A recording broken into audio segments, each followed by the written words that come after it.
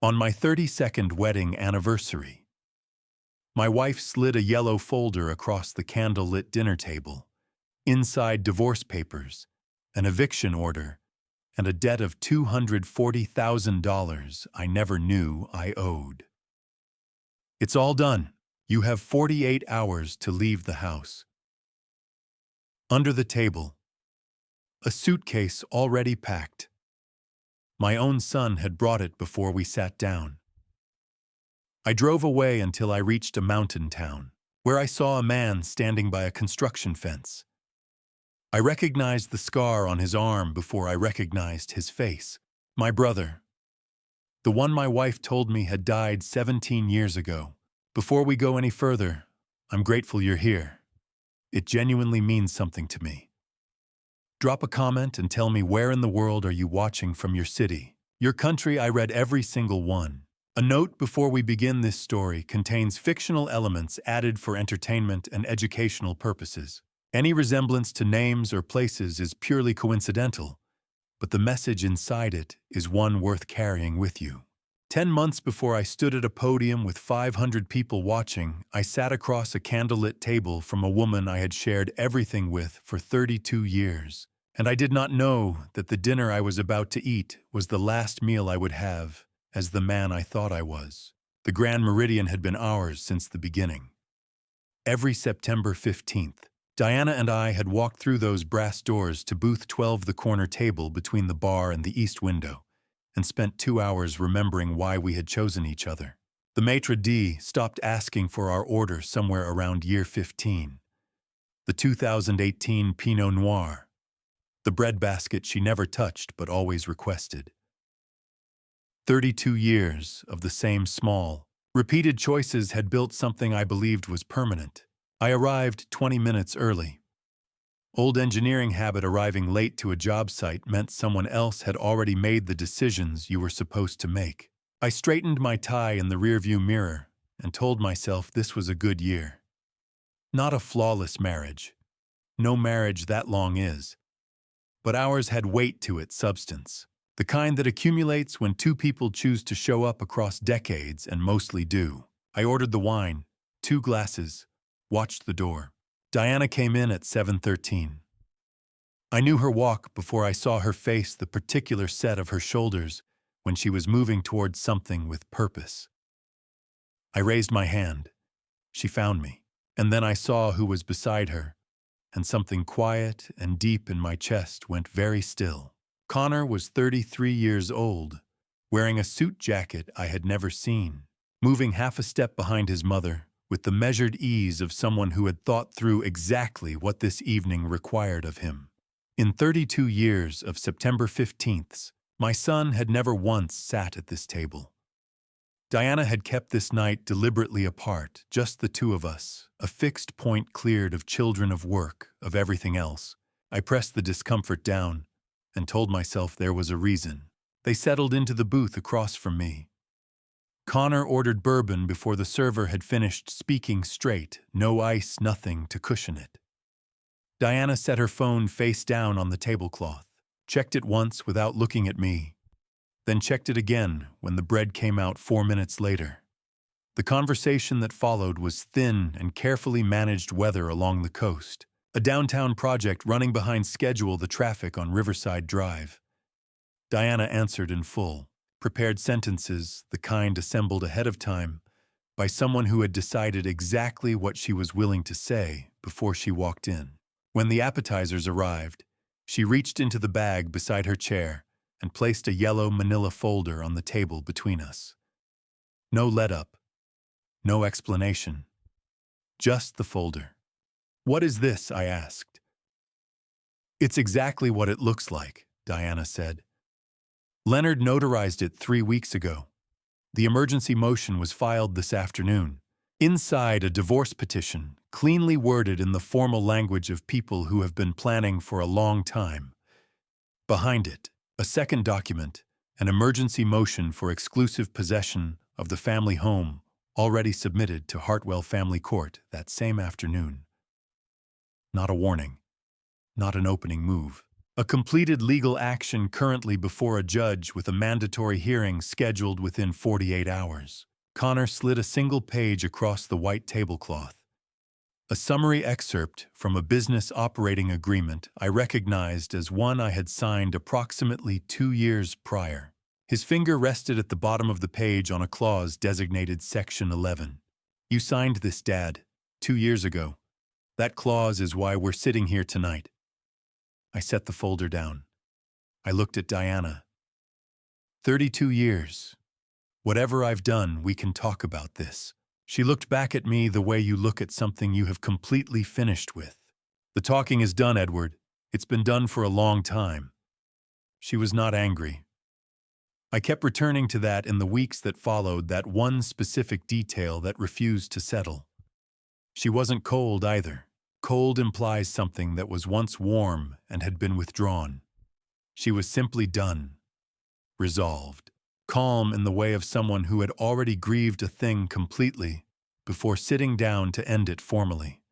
I did not raise my voice. I sat with the open folder in my hands and tried to locate the precise moment, the Tuesday, the morning, the unremarkable choice, when the woman across from me had quietly become someone else. The court hearing is in 48 hours, Connor said. You can stay in the house tonight. But by Thursday morning, the police will be executing the possession order. That's your choice to make. I looked at my son. The boy I had coached on a little league field, driven to his college orientation, stood beside when he signed his first business contract. You planned this, I said. We planned this, he answered. And the way he said we, it was not the way you say it about yourself and your mother. Then he reached under the table. The suitcase was old, worn canvas exterior, mismatched buckles that had never properly aligned. I recognized it from the back of our hallway closet behind the winter coats, where it had sat untouched for years. He placed it beside my chair without a word, and without an apology, the way you set something down that no longer belongs to you. The suitcase, who packed it? I asked. Lydia. She wanted you to have clean clothes. Where is she? Neither of them answered. I drove home alone. The suitcase rode in the back seat, and I kept the radio off and both hands on the wheel and held exactly to the speed limit. The way your body continues performing an ordinary life, while the rest of you tries to understand what just occurred. I was nearly at Elmsworth Drive when my phone lit up on the passenger seat. The credit monitoring app I had linked to our business accounts 3 years ago and checked perhaps twice since. A notification I had almost never seen before. 3 words on the screen: urgent alert delinquent. I pulled into the driveway with the engine still running and sat there reading those 3 words until they stopped looking like words and started looking like the edge of something I had not yet found the right questions to ask about. The house at the end of the front walk was dark. My house. Still mine for 48 more hours anyway. Something cold moved through me. Not from the night air. The night air was fine. I sat in my own driveway for 11 minutes before I could make myself go inside. The house looked different even from the outside, the way a place looks when it has already decided it no longer needs you. Diana's key was not in the dish by the door. I moved through the rooms the way a man moves through a space he is cataloging rather than inhabiting. The hallway, the living room with its low lamp still burning. The bedroom closet on her side half empty, not ransacked, but carefully reduced, each remaining garment left with deliberate space around it. The photograph from our first vacation together, Cape Hatteras, 1996, was gone from its nail on the wall. A small, pale rectangle marked where it had been. I opened the credit monitoring app in the kitchen under the overhead light. $240,000. Commercial debt registered against the LLC spread across 3 private lenders: Apex Bridge Capital Cornerstone Private Credit and Ridgeline Commercial Finance. 11 drawdowns across 14 months, each sized just below the threshold that would have triggered extended review. Ridgeline had begun cross-reporting the obligation against my personal credit file, a legal right, granted to lenders when a personal guarantee secures the underlying loan. The alert on my phone had been that cross report's first reach into my personal record. I went to the study and found the business operating agreement in the third drawer of the filing cabinet exactly where it had always lived. 47 pages tabbed and organized. I sat at the desk and began reading. 2 years ago, Thomas Graves had brought that same document to this desk. He had opened to page 1 and walked me through it section by section, the equity structure, the liability caps, the amendment procedures. Section 3, Section 7, Section 12. He moved at the unhurried pace of a man entirely comfortable with the material, pausing to explain, never rushing. When he reached the page between sections 10 and 12, he turned it without slowing. This section is standard indemnification language, he said, eyes already on the next page. Your accountant should have had you sign something like this years ago. Tom, I trust you, I said. Where do I sign? Right there, and there. Don't worry about 11, that's just internal allocation language. He turned the page the way a man turns past a footnote. I read section 11 now alone at midnight. The clause was titled Indemnification and Risk Allocation Provision Language, engineered to read like protection and function like a trap. Unlimited personal liability for all obligations of the LLC. No cap, no qualifying condition. Sitting between two sections of standard corporate language, it would pass unnoticed by anyone who wasn't looking specifically for it. His attorney had written it that way on purpose. I hadn't been looking. I had been trusting. I called Victor Haynes. He had been our family attorney for 11 years. The line rang 4 times. Then someone picked up. It was Diana. Victor's office is no longer representing you, Edward. I should let you know that. The line went dead before I could respond. I held the phone and sat with what that meant for a long moment. Then I pulled open the center drawer of the desk to find the contact folder where I kept referral cards. I had to move the document organizer to reach it. Behind the organizer, wedged against the back of the drawer, was a small folded note. The paper was worn at the corners, written weeks ago, maybe longer. Lydia's handwriting unmistakable. Dad, if you ever open this drawer without Mom asking you to trust Frank. L. I read it 3 times out loud. Trust Frank, I said. Then quieter, Frank. I thought about Connor, 33 years old. Our marriage was 32. The arithmetic had been sitting in plain sight my entire adult life, 3 years together before the wedding. A son born in that window a year before we made anything official. I had never applied the math, had never seen any reason to. I sat with that realization and didn't do anything useful with it. I stayed at the kitchen table until 4 in the morning with the overhead light on and the operating agreement open in front of me, and did not sleep. When I finally moved, I went to the suitcase by the hallway door. I opened it on the kitchen table. 3 shirts folded precisely. 2 pairs of jeans. My passport in the interior pocket. And the blue jacket, the one I had worn to every project opening for 12 years, the one I called lucky without entirely believing it, folded on top the way Lydia folded things, squared corners. No wrinkles, nothing left to chance. At the bottom of the jacket's chest pocket sat a small, folded note. Same handwriting. Come back when you're ready. I'll be here. L. I placed both notes in my own chest pocket, the drawer note and the jacket note. I closed the suitcase. I started the car. 32 years, I said to the empty kitchen, and he walked me straight past page 11. I left Elmsworth Drive at 4:47 in the morning. At the highway junction, I took the westbound ramp without deliberating. East held Diana's family, Connor's apartment, Thomas Graves's office in a building I had helped finance. West held none of the people who had decided what I was worth.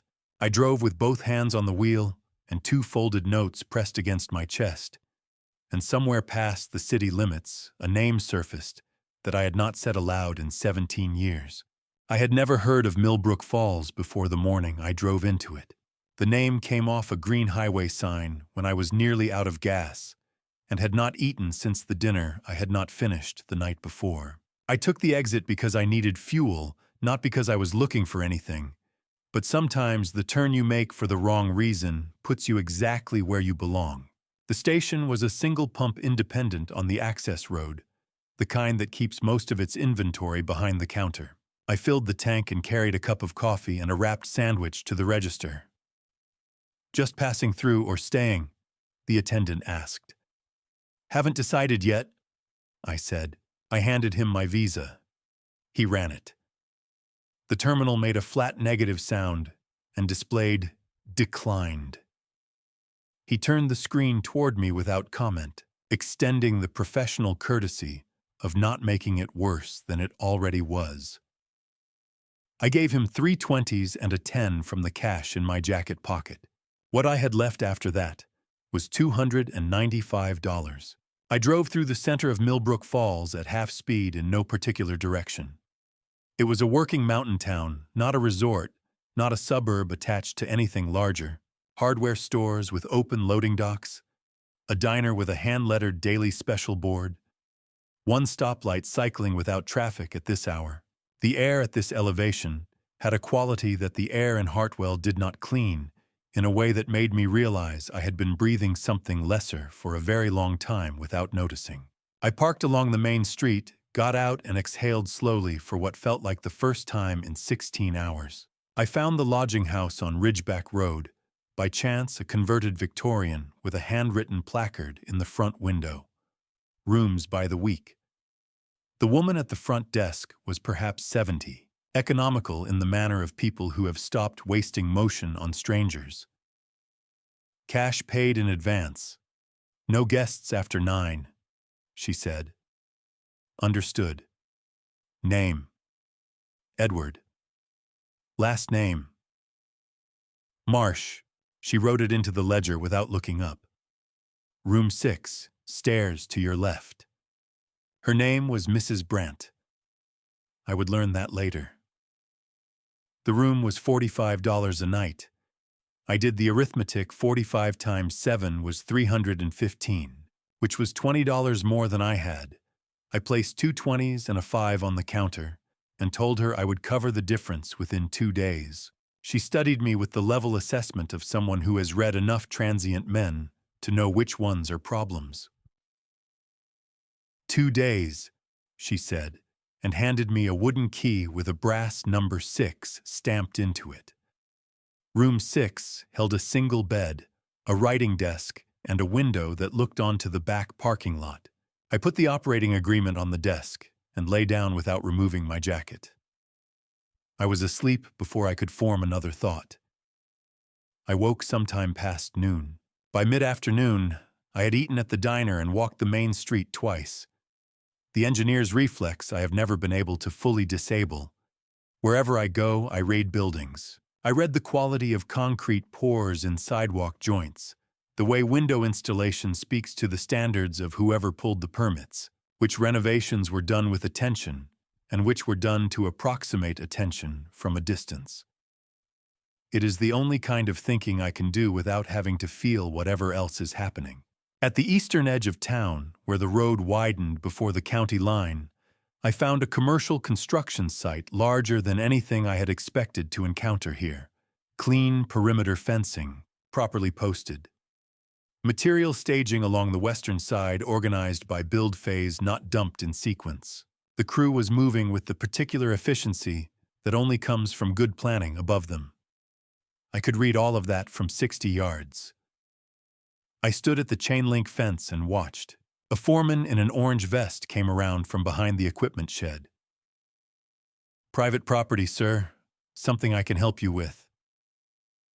"No. I'm a civil engineer. Old habit, I look at job sites." He relaxed slightly. "Marsh Capital Project. Running 3 days ahead of schedule. I can see that. Whoever's managing this site knows exactly what they're doing. He gave a single nod and went back around the shed. I stayed at the fence. On the far side of the site, standing apart from the crew in the shadow of the crane, a man watched the work without directing it. Not a laborer, not a site manager with a clipboard. Someone for whom watching a job run correctly was itself a form of labor-quiet, load-bearing oversight. Gray hair under a worn cap, the kind of stillness that only develops in a person who has spent decades making decisions and learned that most of them don't require visible effort. Something in the way he held his shoulders sent a frequency through my chest I did not immediately have language for. Then he turned a slow scan of the fence line, the habitual check that experienced supervisors make without thinking. His eyes moved across the perimeter, moved across me, continued. 60 yards apart, a stranger in his town. He had no reason to recognize me, and he didn't. He didn't say a name, but something in my chest had already recognized the shape of that man across the site. I just wasn't ready to trust what I was feeling yet. That night in room 6, I took Lydia's note from my chest pocket and held it under the desk lamp. Trust Frank. I had read those 2 words the previous night as a general instruction, abstract advice from a daughter who understood more than she had written down. But sitting alone in the dark of a mountain town I had never heard of until this morning, I read them differently. Not trust Frank. Find Frank. I lay back on the bed and made one decision before I closed my eyes. Tomorrow, I would go back to the site. I was back at the fence at 7:15 the following morning before the crew arrived. I had told myself I was going for air the mountain kind that Milbrook Falls had in surplus, but I had stopped at the gas station on the way and bought 2 coffee cups, and I was standing at the chain-link fence with both of them going warm in my hands before I was willing to acknowledge what I was actually doing there. Some decisions you make after careful consideration. Others you make with your hands before your head catches up. The site was quiet at that hour. Equipment at rest, no shouted instructions, just the sound of wind moving across an unfinished slab. I recognized him first, by the way he moved, that same unhurried authority I had watched from the far side of the fence the previous afternoon, the posture of a man entirely at ease with the weight of his responsibilities. He was crossing the site from the eastern corner toward the trailer, a rolled drawing tube under his left arm, moving at the calm pace of someone for whom urgency has long since been replaced by precision. He got closer. The gray hair under the worn cap. Then the line of his jaw, that specific architecture I had grown up alongside, at a kitchen table and on a back porch, and at 100 job sites in my memory. The brow line. The particular way his head tilted when he was moving towards something he was thinking about. And then his left arm, as he shifted the drawing tube to his other hand and his forearm turned outward, and there it was, a pale scar running from just above the wrist to the inside of the elbow. A construction site accident when he was 19 years old. 16 stitches. I had been 12, and I had stood in the hallway of our mother's house and listened to her cry at the kitchen table while the neighbor drove him to the clinic. He was 62 years old now. The last time I had seen him, we were both younger than that scar's story. He looked up and saw me at the fence. Something stopped in his face, not surprise exactly. More like the particular stillness of a man who has rehearsed an impossible moment so many times in private that when it arrives, he receives it without movement. I said his name.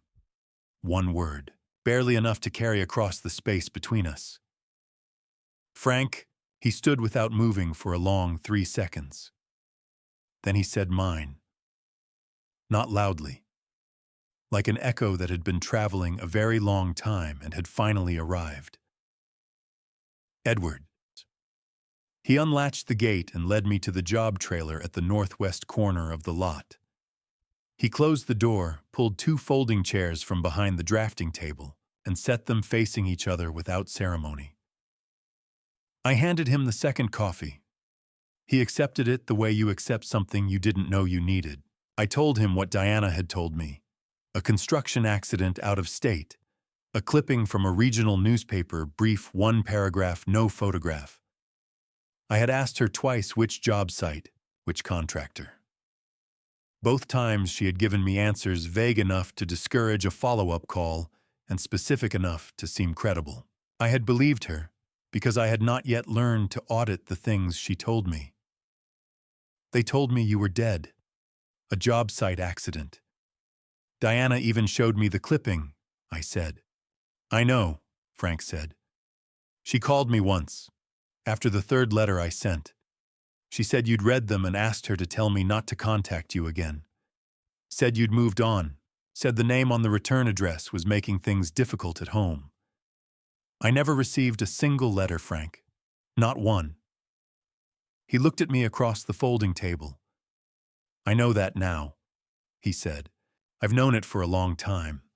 I just didn't know what to do with knowing it from this far away. He had left Hartwell 17 years ago because of a partnership dispute. A business arrangement that had turned threatening in ways that made staying in the same city as the other parties, liability he couldn't afford. He had spent the next 4 years working construction across 3 western states, living off wages, accumulating savings, without pulling credit, without using his professional references, without attaching his name to anything that could be traced to his prior address. He had bought his first parcel of land in Milbrook Falls with cash, precisely because cash required no credit history, no background verification, no record connecting to who he had been anywhere else. From that one parcel, one contract at a time, he had built Marsh Capital into what it was today. Then you built all of this from one land purchase, I said. One piece of ground at a time, he said. It's the only way I know how to build anything. We walked to the diner on Main Street once the morning crew arrived, and the sight no longer required his direct attention. He ordered coffee. I ordered the same, and a plate of eggs I did not particularly want, but needed. He reached into the inside pocket of his jacket and placed a small photograph on the table between us. The color faded in the manner of pictures from a certain decade, the corners slightly soft from handling. 2 boys standing on a dock beside a summer lake. The older one squinting into the sun. The younger one caught mid-laugh at something happening off-frame. You still have this, I said. That was the last thing I packed when I left, Frank said. I needed something to remind me who I was before I had to become someone else. Before all of it.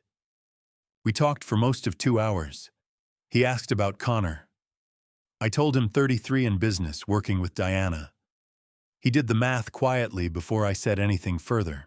Then he set his cup down and looked at me. You'd known Thomas Graves about 4 years by the time Connor was born, hadn't you? He ran in the same circles I did back then, same contractors, same project crews. Before things went sideways, small world in that business for a while. He said it as a side note. The kind of detail you drop into a conversation because you assume the other person has already considered it. I had not. He refilled his coffee when the server came by and looked out at the main street for a moment before he spoke again. See, I spent 17 years asking myself one question, he said. Why didn't she want us talking? I built a few theories. Some of them I've been carrying around long enough that they feel like facts. He paused. But 2 days ago, I looked up and saw you standing at my fence at 7 in the morning with 2 cups of coffee and the expression of a man who has just found out his floor was never where he thought it was. And I decided I didn't want to hand you my theories. I want you to see what I've found. He pushed his cup aside. Come to the office tomorrow morning. Can you do that? I walked back to Ridgeback Road through the cold air with my hands empty, and no particular answer assembled. For the first time in 3 days, I was not entirely alone with what I was carrying, and the knowledge of that changed the weight of it without reducing it. But Frank's last words stayed with me the whole length of the walk, the way certain sentences attach themselves and refuse to let go. I want you to see it, not hear it. See it. Whatever he had spent 17 years building toward understanding, he intended to show me rather than tell me. In my experience, when a man insists you see something with your own eyes, it is because he knows the thing will not survive being softened into words. Tomorrow, his office. Whatever 17 years of asking why had finally turned up. Frank's office was not what I had expected. After 5 days of gas stations and chain-link fences and a $45 room with a parking lot view, I had been preparing myself for something provisional, the workspace of a man who had not yet decided whether he was staying. Instead, I found a quiet, grounded room on the second floor of a converted mill building project. Maps covering one full wall, 11 active development files arrayed across the credenza organized by county, and a corner window that gave out across the entire length of the valley below. This was not a temporary setup. It was the office of a man who had made a decision, at some specific point, and without announcement, to stop moving and to build something that would last. A woman was already seated at the conference table when I came in. She stood when Frank introduced us. "Meg Holloway," she said. Firm handshake, measured voice. 11 years with Marsh Capital estate planning and fiduciary law. She had one folder open in front of her and a second, heavier stack of documents to her right, still closed. She had the particular composure of attorneys who deal regularly in high-stakes information, not the composure of someone delivering good news, and not the composure of someone delivering bad news. The composure of someone delivering facts in the correct order without editorializing. Frank poured coffee from the credenza and settled across from me. 9 years ago, he said, I hired a private investigator. Not to make contact, I want to be clear about that. Only to monitor from a distance. I needed to know you were all right when every direct route had been cut off. The investigator filed quarterly reports for several years. Most were routine. 2 years ago, the reports began flagging financial activity tied to the LLC operating agreement structured transfers that did not align with the declared revenues of the business. Frank had flagged the pattern, but could not act on it unilaterally from this distance. Then, in January of this year, a registered letter arrived at his office P.O. box. Inside a handwritten note from someone identifying herself as Lydia, explaining that she had found his name through an old document and that she believed her father needed help she could not provide on her own. I didn't act immediately, Frank said. I spent 6 weeks verifying she was who she said she was. I could not take the risk of trusting the wrong person with this, not after everything that had already been taken from both of us. Once the investigator confirmed her identity, Frank engaged Meg formally. 3 months later, in June of this year, Meg brought in Ray Simmons. Meg set her hands flat on the table. 7 years ago, she began. At Mr. Marsh's direction, I drafted and registered an irrevocable trust under state law. It is formally titled the Marsh Family Legacy Trust. She turned one page. You are named as sole primary beneficiary. Mr. Frank Marsh is named as grantor. The trust was funded with 11 real property holdings across 3 states, 2 active timber leases, and a portfolio of operating assets. Current total valuation $65 million. She paused. There is also a liquid reserve $4.2 million in cash equivalent instruments held by the independent trustee. I said nothing for a moment. $65 million sitting in a trust in the mountains, built by a man I had believed was dead. Irrevocable means it cannot be undone or restructured. Meg continued. And because it was established 7 years prior to any ongoing litigation, it sits entirely outside the scope of any divorce proceeding or marital estate calculation. It was never marital property. It cannot be reached by discovery, by emergency motion, or by any filing currently active in Hartwell Family Court. Including Diana's attorneys, I said. Especially Diana's attorneys. Meg turned one additional page and made a brief notation. One more framework item relevant to what you'll hear shortly.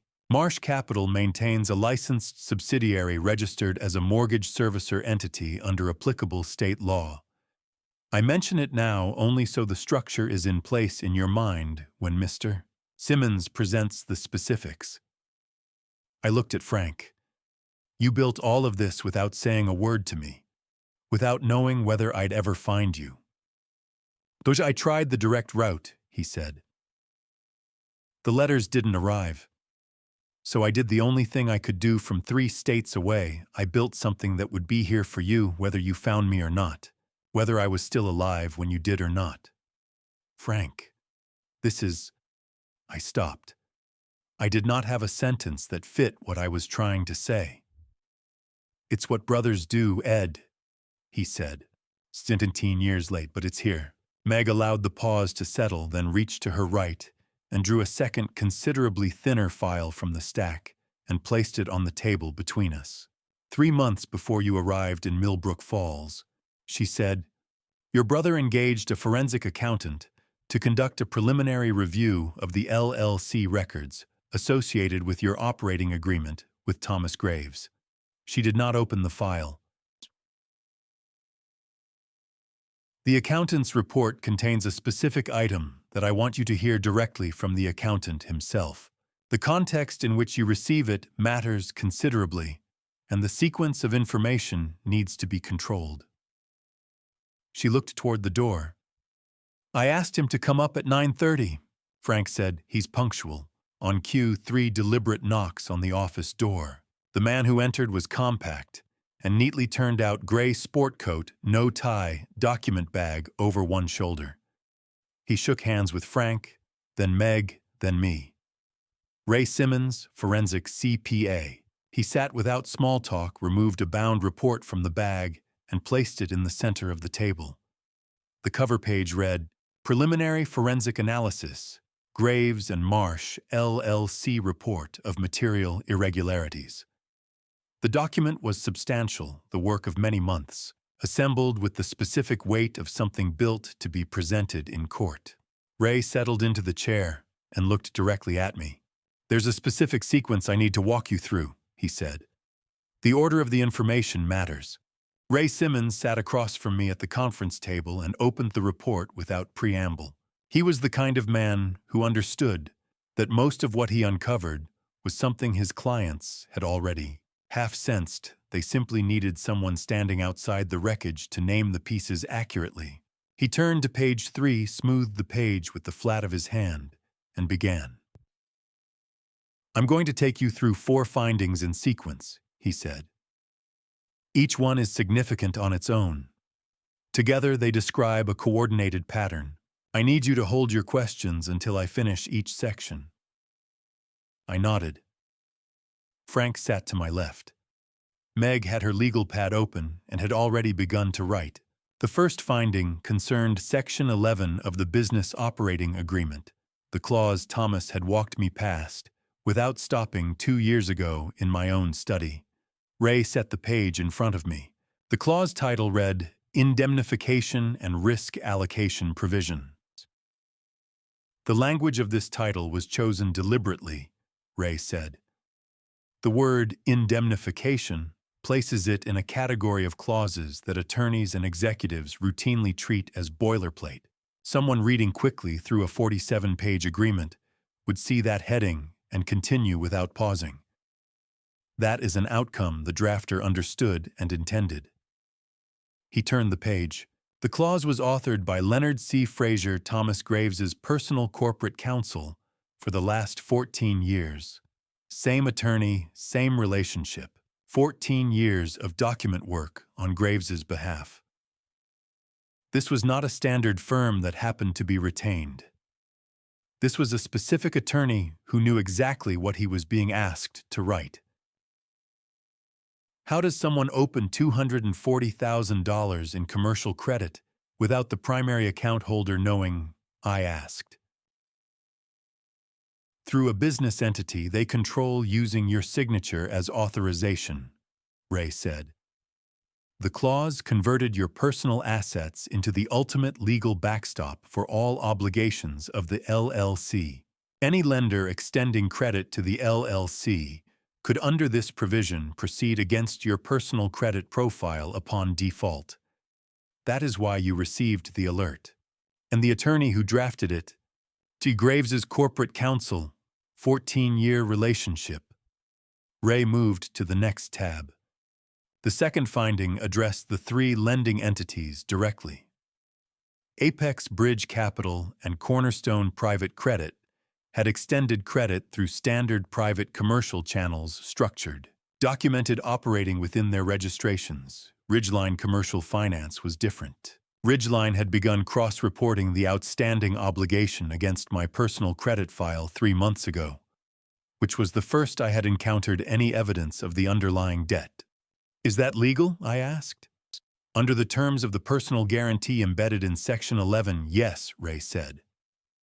When a lender holds a valid personal guarantee against an individual, they are permitted under applicable law to report an associated delinquency against that individual's personal credit file. Ridgeline wasn't acting outside its rights. It was acting exactly within them, because Section 11 gave it those rights without you knowing. He moved to the third tab. This was where the presentation changed weight.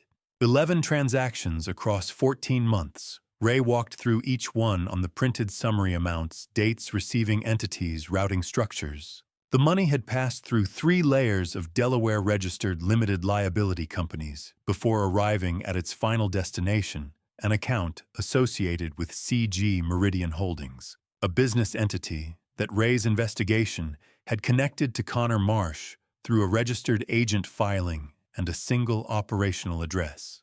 The indirect connection to Thomas Graves, Ray said, runs through the structural design of the shell company layers. The architecture of these entities, the way the Delaware registrations are staggered, the way the operating agreements are cross-referenced, reflects a sophisticated understanding of multi-state corporate structuring. This level of design is not something Connor assembled independently. Who built it? Frank said.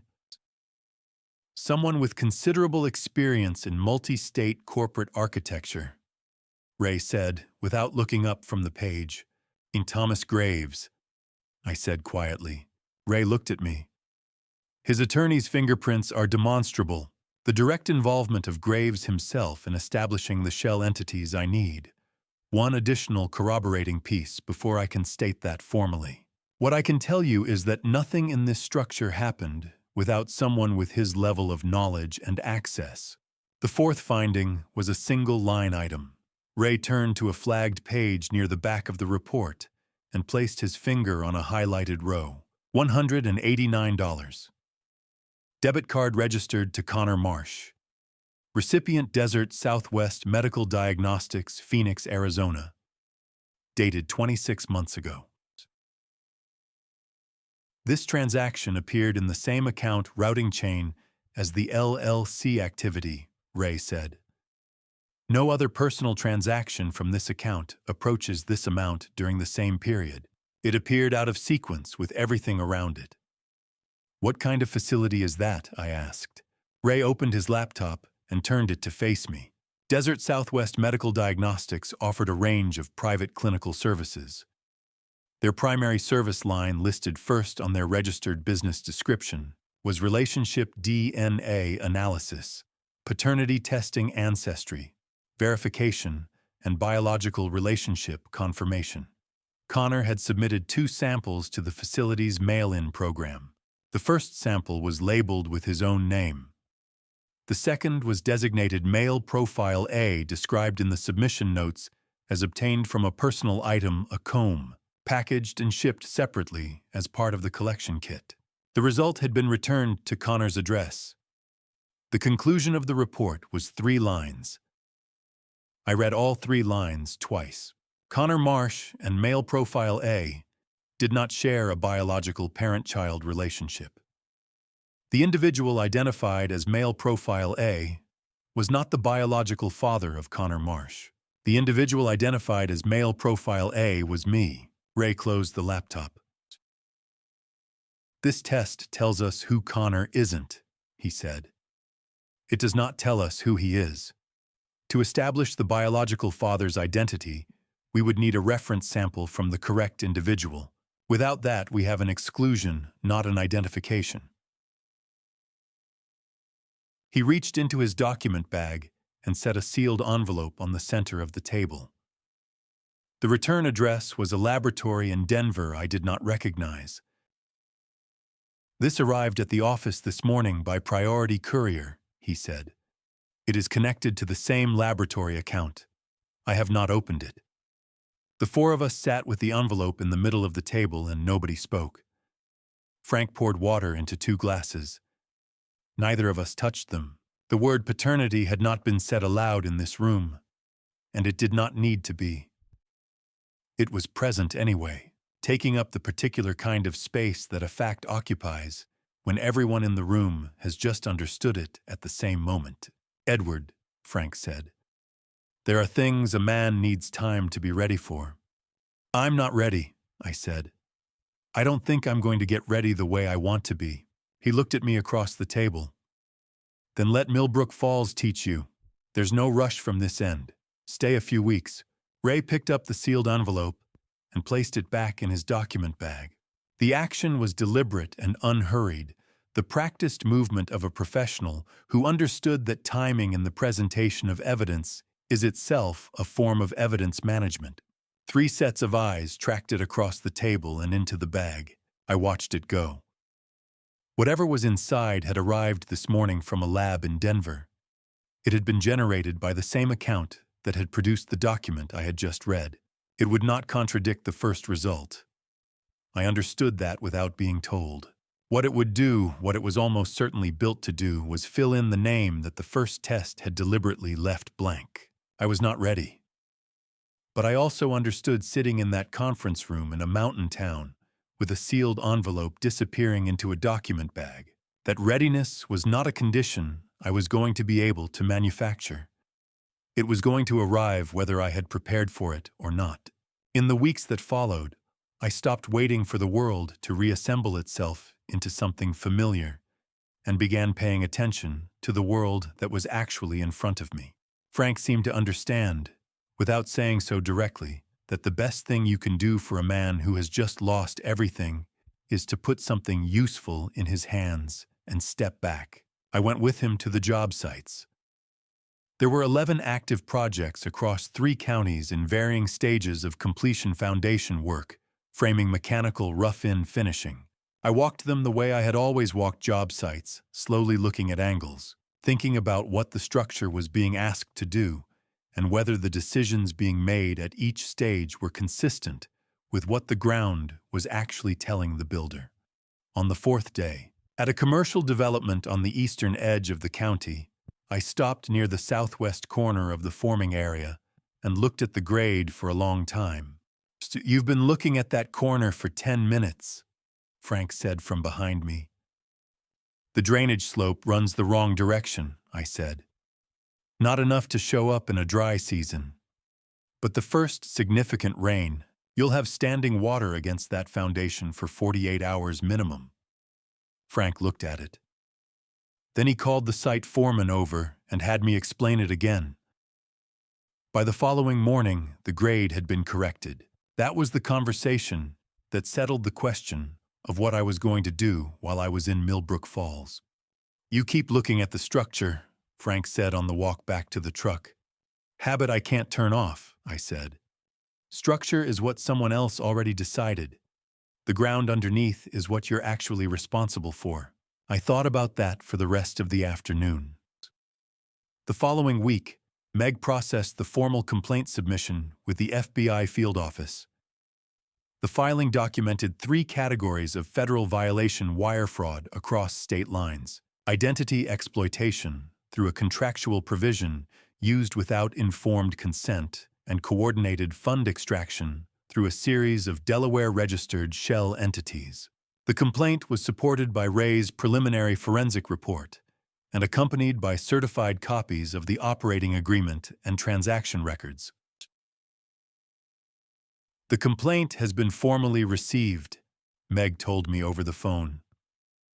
This takes time, months, possibly longer, depending on their caseload and how this intersects with other active matters.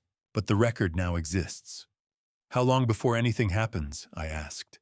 Let it work, she said. That's what it's designed to do. The week after that, I signed a temporary consulting agreement with Marsh Capital Group. Frank had prepared it without fanfare, one-page simple terms, a day rate that was modest enough to feel honest. I was not an employee. I was not a partner. I was a man with 40 years of civil engineering experience who currently had nowhere pressing to be, and that turned out to be worth something in a company with 11 active sites and a brother who had been running operations without a second engineering opinion for years. I moved out of room 6 on Ridgeback Road and into a short-term rental cabin on the western slope. 2 rooms, a functional kitchen, a wood stove that required attention every few hours, but which I found to my surprise that I did not mind. I bought groceries. I cooked for myself for the first time in 30 years. I woke before dawn most mornings and drove to whichever site needed eyes that day. And I did not think further ahead than the following week, because the following week was as far as I could see clearly enough to be of use. One evening in the 3rd week of October, I was sitting at the cabin table with a cup of coffee and the current project schedule when the memory came without warning. 20 years ago, almost exactly. Late October, the air carrying the beginning of cold, in a way I still associate with that specific project.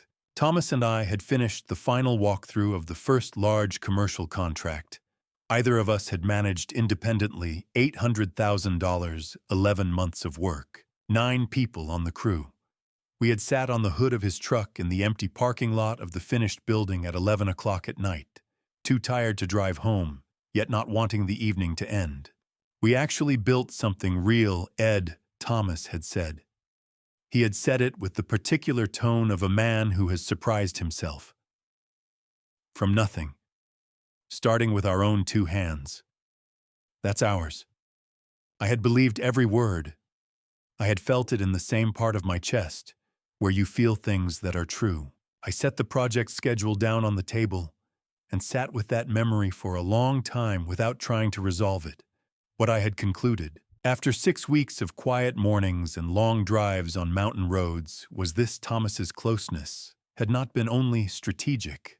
Some part of what we had built together the early years, the first contracts, the trust that accumulates between 2 people working toward the same goal, some part of that had been genuine, and he had still chosen to take everything. I was no longer trying to decide which of those facts canceled the other. Both were true. That was the part I had not yet learned to carry. He said ours, I said quietly to the empty kitchen, but he meant mine. The tragedy is that some of the friendship was probably real. He just chose to calculate anyway. The phone on the table vibrated at 11:40 on the last Friday of October. Unknown number, a Denver area code I did not recognize. I looked at the screen for a moment before opening the message. Dad, it's Lydia. Don't reply to this number on your regular phone. I'm using one Mom doesn't know about. Are you safe? I read it twice. Then I typed back, I'm safe. Are you? The reply arrived in under a minute. Yes, but there are things you need to know. Can't say them in a text. Can we meet somewhere in the middle? I looked at the screen until the words stopped moving and sat still. Lydia had a phone that Diana knew nothing about. That was not impulsive, that was prepared. That was a daughter who had thought through the possibility of needing to reach her father without leaving a recoverable record, and had acted on it before the situation required her to. While I had been driving west in the dark, Lydia had been quietly building the infrastructure of what came next. I typed, tell me where and when. For the first time in 6 weeks, I did not feel like a man searching for solid ground in the dark. The ground was still uncertain, but someone I trusted was standing on it alongside me. There is a specific window in the night, somewhere between 11 and 2, when the defenses a man builds during daylight hours quietly stop working. He is too tired to maintain them and not yet tired enough to sleep. The walls come down without announcement, And whatever he has been keeping at a functional distance during the hours when there are things to do and people to answer to moves back in and sits down and will not be reasoned with.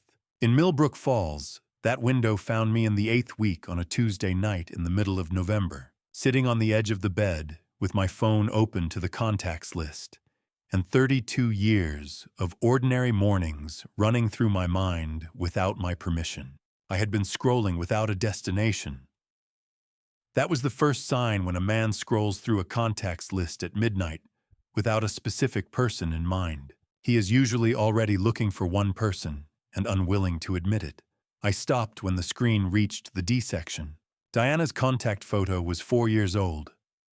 A family dinner early spring, the light coming through the window behind her at an angle that suited her. She was laughing at something Connor had said. She looked exactly like herself, the version of herself I had spent 32 years building a life around. The version that had been entirely real to me until the moment I understood it had also been something else entirely. I thought about specific things.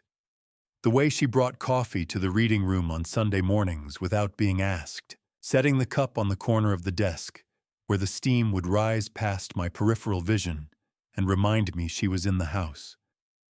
The way she held my hand on airplanes, not anxiously, just firmly, her thumb pressing the back of my knuckles every time we hit turbulence, a quiet signal that she was still there. The particular way she folded newspapers, the specific sound of her footsteps on hardwood. 32 years of small accumulated things, none of which had been erased by the yellow folder at the Grand Meridian. You cannot delete what has been lived. It happened. It was real. The fact that she had also been someone else does not unmake 32 years of Sunday coffee. Both things are true at the same time. That is the part I had not been told how to carry. My thumb rested above her name on the screen. There was a soft knock. Not urgent a knock that said I noticed the light. Not something is wrong. Frank opened the door, took in the room in one quiet look, and came in without asking. He pulled the single chair from the corner, set it beside the bed, and sat down. He saw the phone in my hand. Without a word, he reached over and lifted it gently from my grip, turned it face down on the nightstand, and leaned back in the chair. We sat in silence for what might have been 10 minutes. He did not attempt to organize it. I called her once, he said eventually. 7 years after I left. The woman I'd been part of building a life with before everything happened. He looked at the wall across from him rather than at me. She was doing fine. Garden. A dog. 2 states away. Everything that had been good between us, I'd been carrying it around for 7 years, keeping it in good condition. Made one phone call and spent it all in 40 minutes. He was quiet for a moment. That phone isn't going anywhere. You're saying I'm not strong enough yet, I said. I'm saying the phone will still be there tomorrow. I told him about Lydia's message. He listened without interrupting. When I finished, he asked to see the map on my phone, and we looked at it together. Route 9, the county line, a diner called Cedar Pass that sat at the geographical middle of the distance between Millbrook Falls and Hartwell. A reasonable meeting point. Neutral ground, which was the only kind that existed for us now. She wants to meet halfway, I said. Said she has things I need to know. Then go, Frank said. What does she know, Frank? More than she should. Go find out. He stood when we were done and moved to the door. Stopped with his hand on the frame the way he did when something had been waiting to be said. She packed the blue jacket for you, he said. It was not a question. Yes, I said. He gave a single nod. Then she'd been waiting until you were ready.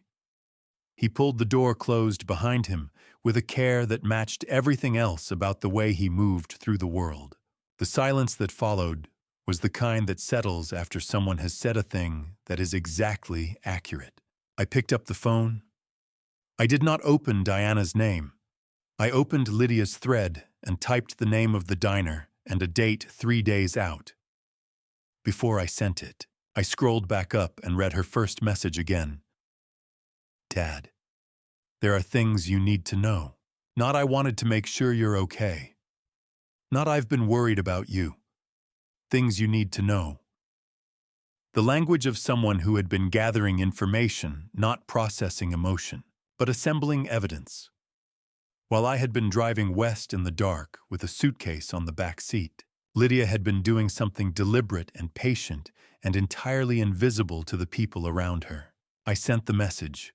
I lay back on the bed with the ceiling above me and thought about what it meant to raise a child for 33 years and find out, in the 8th week of the worst year of your life, that she was someone you had not yet fully understood. The drive to Route 9 took 1 hour and 40 minutes. I arrived 12 minutes early and sat in the parking lot with the engine off, trying to decide what I was going to say to a daughter I had not spoken to in nearly 3 months. I did not arrive at anything useful. The longer I sat, the more I understood that whatever I had prepared was wrong anyway, that this was not a conversation I could script my way through. Eventually, I got out of the car and went inside. Cedar Pass Diner was the kind of place that existed to be useful rather than notable. A long counter vinyl booths that had been recovering from the last decade since the decade before. A coffee machine that worked. I took a booth near the back and ordered 2 cups without knowing if she drank coffee anymore. I realized I was not sure of several basic things about the person I was about to meet. Lydia arrived 14 minutes after I did. She came in a car I did not recognize, a common mid-sized sedan neutral color, the kind of vehicle that vanishes in a parking lot. She wore a jacket I had not seen before, and no jewelry. She looked like someone who had thought carefully about not being noticed on the drive here. She slid into the booth across from me, and we looked at each other for a moment before either of us spoke. She was 28 years old, and she looked 10 years older than that, and also more certain of herself than I had ever seen her. "You look exhausted," I said. "You look like you've been sleeping on a cot," she said. Close enough. Something moved across her face that was almost a smile. I felt the same thing happen on mine. It was not a happy expression exactly, but it was ours, and it was real. She wrapped both hands around the coffee cup. I noticed she did not look away. When she spoke, she held eye contact, the way someone does when they want to be believed, and have been thinking about this conversation for a long time. Lydia worked as a freelance graphic designer, remote projects. No office, no schedule that required explanation to anyone. She had been doing it since she left college. At the time, it had simply been the arrangement that suited her work and her temperament. It had turned out over the last 8 months to also be the arrangement that made her effectively invisible inside a household that was being run as something other than what it appeared to be. She could be present at any hour. She could leave at any time. No one required an accounting of her movements. 3 years ago, I started noticing things, she said. Nothing I could point to specifically. Conversations that stopped when I walked into a room. Numbers on documents that didn't add up to anything when I thought about them later. The feeling that there was a version of what was happening in the house that was not the version I was being shown. She turned the cup in her hands. 8 months ago, I saw Connor's laptop open on the kitchen counter. He had walked away from it for 2 minutes. The screen showed a draft document, an emergency possession motion. Your name was in it. Our house address was in it. The hearing date was already filled in. She had not confronted anyone. She had not called me. "Why didn't you come to me then?" I asked. "Because a daughter saying I think something's wrong doesn't protect you," she said. "Evidence protects you. I needed to be inside long enough to get something that would actually matter. If I'd come to you in March with a half-open draft document, what would you have done?" I thought about it honestly. "Talk to Diana," I said. "Right. she said. And then the document would have disappeared, and I would have lost the only access I had. She had found Frank through business registration records. She had known his name only from an old letter she had found folded into the spine of a book in my study years ago. A partial return address, a first name, a state she was no longer certain of. She had pulled public business registration databases state by state. Not every state maintains a fully searchable online registry, and the ones that do don't always cross-reference ownership by individual name when the registered entity operates under a company name. It had taken her 2 months of methodical searching before a registration filing in Colorado listed F. Marsh as an operating partner of Marsh Capital Group. She had sent a registered letter to the business address. He called me within a week, she said. He told me to stay inside, stay close to the house. Don't do anything that would change my access. He said I was more useful as an observer than as anything else. She had followed the instruction. 8 months of it. The recording device was small, an audio recorder the size of a thumb drive, purchased with cash from an electronics store 2 counties over. She had placed it in the kitchen, behind the ceramic spice container on the second shelf of the open rack, positioned between the fennel seed and the ground coriander, both of which no one in the household used. She was always present when it was running washing dishes at the sink, working on her laptop at the kitchen table, preparing food at the counter. Every recorded session had her physically in the room. 8 weeks of placing it in the morning and removing it at night, she said. Every single day. The flower, I said. I had read her earlier message carefully. Connor opened the cabinet above the recorder to reach the coffee filters. I had maybe 3 seconds before he looked down at the second shelf. I pulled the flour canister off the top shelf and dropped the whole bag. She paused. He spent 10 minutes helping me clean it up. He thought I was clumsy. She looked at me steadily. That was genuinely the most useful I had been that entire month. Were you frightened? I asked. Every morning for 8 weeks, she said. Yes. 9 recordings across 4 months. She reached into her jacket's interior pocket and set a USB drive on the table between us. Small, flat, unremarkable. The kind of object that could pass through a dozen situations without being noticed. I picked it up, held it in my palm, looked at my daughter across the table. Why did you do this, Lydia? She looked at me with the steadiness I had been watching since she walked in. Because you're my father, she said. Because I'm the one who stayed. She paused. Because someone had to. I did not have the right words for what I wanted to say. I closed my hand around the USB and held it. Lydia looked into her cup for a long moment. Then she looked up, and her expression had changed, not softer exactly. More careful. The expression of someone about to say something they have been preparing to say and are still not certain of the right way to deliver. Dad, before you listen to those recordings, there's something I need to tell you first. What's on there about Thomas? She stopped, looked through the window at the parking lot, looked back.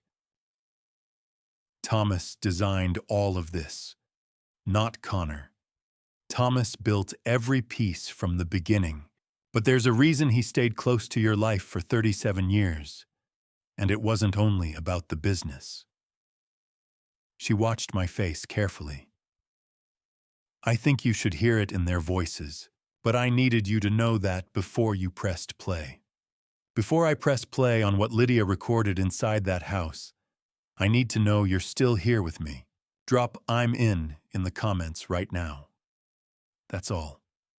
Just let me know you made it this far, because what you're about to hear in their own voices changes everything. One thing worth knowing, some elements of this story are fictional, built for educational and entertainment purposes. If that's not for you, this is a perfectly fine place to pause, no judgment at all. We played the recordings in Frank's conference room. That was Lydia's suggestion. She said she wanted Frank present. I understood why within 30 seconds of the first file beginning. Lydia set her laptop on the conference table and connected it to the room's speaker system. She placed the USB drive in the port, opened the folder, and arranged the 9 files in the order they had been recorded. Frank sat to my left. Lydia sat across from us, her hands flat on the table, watching my face rather than the screen. We were quiet in the particular way of people who understand that what is about to happen cannot be undone by stopping it. She pressed play. Recording 1, the kitchen a morning in late summer. The ambient sound of the house, the refrigerator traffic on Elmsworth Drive, and then Diana's voice and Connor's voice, close and unhurried. They were discussing a withdrawal timeline. Connor confirmed that the routing structure of the Delaware entities had been built to absorb a standard forensic review without surfacing the destination accounts. Diana's response was measured. The last 2 draws need to clear before the anniversary, not after. Recording 3 was shorter. Connor's voice alone relaxed in the way a man is relaxed when he believes he is unobserved. He was summarizing something for what sounded like a second party on a call, confirming the architecture of the arrangement in plain terms. Thomas built all of this, he said. Every layer of it. This is Thomas's blueprint, not mine. I'm operating inside a structure that was already complete when I came into it. I reached out and paused the file.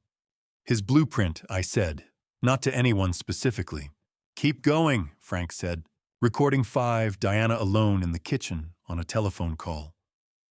Her voice had the particular cadence of someone reporting to a superior, not formal, but deferential in small ways that I recognized now as something I had heard for years without assigning a name. By the time he fully understands what he actually signed, she said, when there won't be enough time left in the structure to unwind it. That's the design. I listened to that sentence twice. Then I nodded to Lydia, and she moved to recording 7. This one was different. Connor speaking, and beneath his voice through the phone's speaker, audible but slightly filtered, a second voice I had not heard in 4 months, but which I would have identified in any room in any quality of audio. Thomas Graves, measured and direct, and so clear his position before he has time to find his footing again. That needs to happen on the timeline we set. The room held the weight of that sentence. 37 years, I said, quietly. It was not a complete thought. It did not need to be. Lydia's hand moved to the trackpad and then stopped. She looked at me across the table, a careful, deliberate look. This next one is from 6 months before the anniversary dinner, she said. I need you to know what you're about to hear before you hear it. She pressed play. Diana's voice alone in the kitchen early morning. A phone call. The quality of a conversation already in progress when the recording began. He still doesn't know anything about Connor, does he? A pause. Then Thomas's voice, clear, unhurried, in a register that told me this was not the first time they had spoken about this particular subject.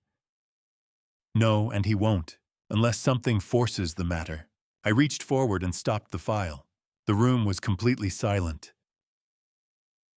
What does that mean? I said. It was not quite a question. I was not quite asking. No one answered immediately. Lydia waited. Frank looked at the table. They were giving me the time to understand it on my own terms before anyone offered a word. Lydia straightened in her chair. She had been waiting to say the next thing since she walked into the Cedar Pass diner 4 days ago. Yeah, I'm your daughter, Dad, she said. I've been certain of it for 3 months. I ran my own test. The official confirmation is available whenever you need it. But I want you to hear it from me first. Whatever you're about to hear in the last recording, this part is not in question. I am completely yours. I reached across the table and placed my hand over hers for a moment. I did not have words adequate to the situation, and I did not look for any. Play the last one, I said. Recording 9. 30 seconds. 40 at most. Connor and Diana a morning the previous spring, voices low in the way of people having a conversation they have had before and expect to have again. Does he know who his biological father actually is? Diana answered without hesitation. He found out on his own 3 years ago. He ran the test himself. Then he came to me. A pause. Connor's voice and Diana. We decided together that where he came from doesn't define what we're building. It never mattered to us where he started. The recording ended. The file closed. The laptop fan was the only sound in the room. Then the door opened.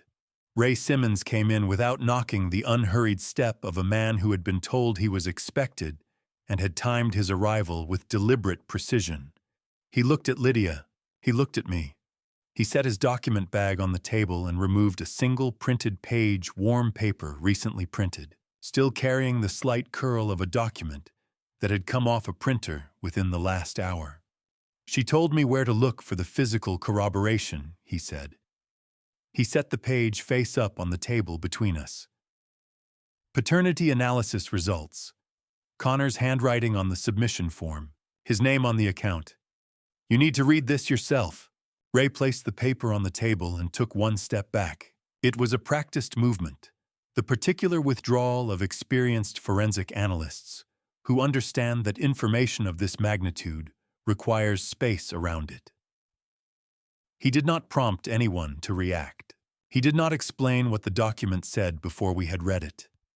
He simply set it where we could all see it and waited. The first result was from Desert Southwest Medical Diagnostics in Phoenix. I had already seen the summary of this test in Ray's preliminary report, the exclusion finding. The confirmation that Connor and the individual identified as male profile A did not share a biological parent-child relationship. Male profile A was me. What the printed page added was the submission documentation, Connor's handwriting on the intake form, his name on the account. His personal debit card number charged the $189. His choices, his initiative, his project. The test had been run 26 months ago. He had been carrying this information for over 2 years. Thomas Graves was not named anywhere in that document. The exclusion result stood alone, who I was not confirmed by evidence Connor had assembled himself. Lydia reached into the document bag beside her chair and set a second envelope on the table. The flap had already been opened. She had retrieved it from Connor's locked desk drawer, using a key she had found taped to the back of the drawer frame itself, a location she described with the flat matter-of-factness of someone who had learned to think like the people she was watching. I know. This one came from the same laboratory, she said. 3 months after the first, Ray opened the second envelope and arranged the documents in sequence. The second submission had occurred 91 days after the first. The sample label this time read, Male Profile B No Name, consistent with the lab's submission protocol for non-consented reference samples. The source notation in Connor's own handwriting: glass family dinner, November 14th. A wine glass taken from the table at a dinner at the house and packaged in the collection kit that same evening. The result field at the bottom of the second report was a single word. Match biological paternity confirmed. Behind the lab report, a printed email chain. Connor's address at the top.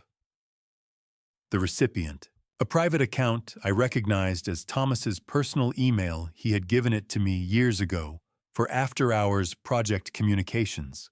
Connor's message was 4 lines. I submitted both of our samples at the same time. The results are in. I need to speak with you directly. The timestamp was the same week as the second lab result. Thomas's reply was 2 lines. Come to the office Thursday. Don't put anything else in writing.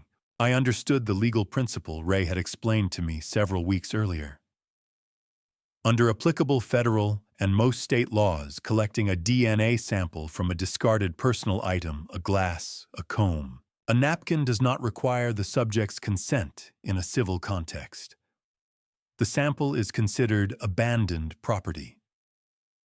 Connor had operated entirely within the boundaries of what was legally permissible.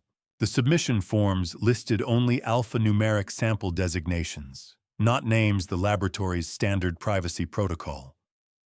Thomas Graves's name appeared nowhere in either laboratory document, only in the email. I read through both sets of results, and the printed email chain once straight through without stopping. Then I set them on the table with the care you use when handling something that has been damaged and cannot sustain additional pressure. I did not raise my voice. I did not push back from the table. I became instead very quiet in the particular way a person becomes quiet when they are processing something that has reorganized a significant portion of what they believed about their own life. Thomas was at the hospital, I said. The night Connor was born. He brought daffodils. Diana had mentioned once that roses were too predictable, and Thomas remembered that. He was the first person outside the family to hold the baby. I looked at the table. We had known each other 4 years by then. I thought he was there because that was what close friends did. I said the next part slowly because I needed to say it aloud to understand it. Connor was born a year before Diana and I were married. We had been together 3 years before the ceremony. I never once asked about the timing. It never occurred to me that there was anything to ask about. I stopped. Not once. Not in 33 years. Frank's voice was quiet. No, you wouldn't have. Ray spoke carefully, staying with the documented record. Based on the recordings, Connor discovered this on his own approximately 3 years ago. He ran the first test, got the exclusion result, which told him you were not his biological father, but did not identify who was. He submitted the second test later after he had gathered a reference sample. When the confirmation came back, he went to Diana. Ray set his pen down. The recordings capture the rest. Once Connor told Diana, instead of telling you, the three of them moved in the same direction. Did Diana know? I asked. Before Connor came to her, did she know all along? The recordings don't establish that with certainty, Ray said. What they establish is that once Connor brought the confirmation to her, she didn't hesitate. Whatever she may or may not have known before that moment, her response to knowing was immediate. When he told her instead of me, I said. It was not quite a sentence. Yes, Ray said. I stood up and walked to the window. The valley below the mill building was clear and cold, a bright December morning, the kind that makes distances look shorter than they are. I stood there for a while and let the information settle into whatever part of a person absorbs things that cannot be reasoned away or disputed or set aside. What I felt was not collapse and not rigidity. What I felt was a particular kind of stillness, the stillness of someone older than they were an hour ago, and more certain of what the next step needed to be. I turned back to the room. All right, I said. What do we do next? Meg opened her folder for the first time in the entire meeting. She allowed herself a brief, quiet expression that was almost a smile. The expression of someone who has been waiting a long time for a specific question and is glad to finally answer it. She removed a document I had not seen. A business registration filing from Delaware dated 6 weeks prior. The registered entity name at the top of the page, Blue Ridge Acquisitions, LLC. Do you recognize it? She asked. I did not. And you will, she said. Blue Ridge connects everything you've learned today to something Thomas Graves has been trying to keep buried since 2009. Meg set the Delaware registration filing on the conference table with the precision of someone placing the final piece of a puzzle, the piece that once correctly positioned causes everything else to reveal what it has been all along. She did not rush the presentation. She flipped it to face me and gave me 30 seconds to read the entity name, the registration date, and the registered agent address before she began. 2 connections, she said. The first is current. Blue Ridge Acquisitions, LLC was used as an intermediate entity in the transfer architecture Connor and Thomas built over the last 14 months. It received a portion of the extracted funds before they moved through the Delaware shell companies you've already seen in Ray's report. She turned the page. The second connection is older. In 2009, Thomas Graves made a direct capital contribution of $1.2 million to Blue Ridge's predecessor entity, a private fund registered under a different name at that time, but with the same registered agent and the same beneficial ownership structure. That contribution financed a portion of a project you and Thomas were jointly operating that year. Ray confirmed it in 2 sentences. The $1.2 million had no corresponding disclosure on Thomas's federal tax filings for that year, and a subsequent review of the project's reported revenues showed the contribution was absorbed without appearing in any documented partnership income. It was, in the most straightforward available characterization, unreported income. The amount is significant enough to constitute a material tax violation, Meg said. And the project it financed is one Edward would have direct knowledge of. His testimony, if obtained under proper circumstances, would be the most natural corroborating path to that finding. I looked at Frank. Something was settling into place, not as a surprise, but as a confirmation of a shape I had been sensing without being able to name. Thomas wasn't only protecting the arrangement with Connor, I said. No, Meg said. He had 2 reasons operating simultaneously. The first, you are the only living person with direct operational knowledge of the 2009 project, who might, under the right circumstances, inadvertently lead investigators back to Blue Ridge and the undeclared funds. If you were discredited, your finances destroyed. Your reputation dismantled, your testimony would carry no weight, and your access to those records would be severed. The second reason is the one you already know. Connor, I said.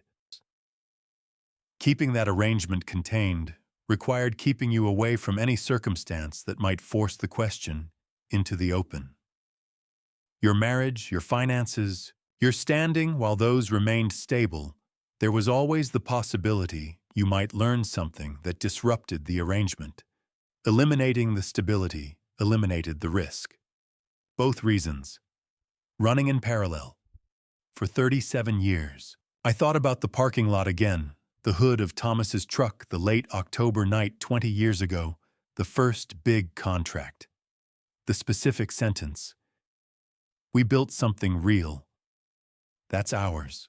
I had carried that memory into the conversation in my cabin several weeks ago and understood it as the image of a friend who later chose to betray a real friendship. Now I heard it differently again. Thomas had not been celebrating. He had been taking inventory.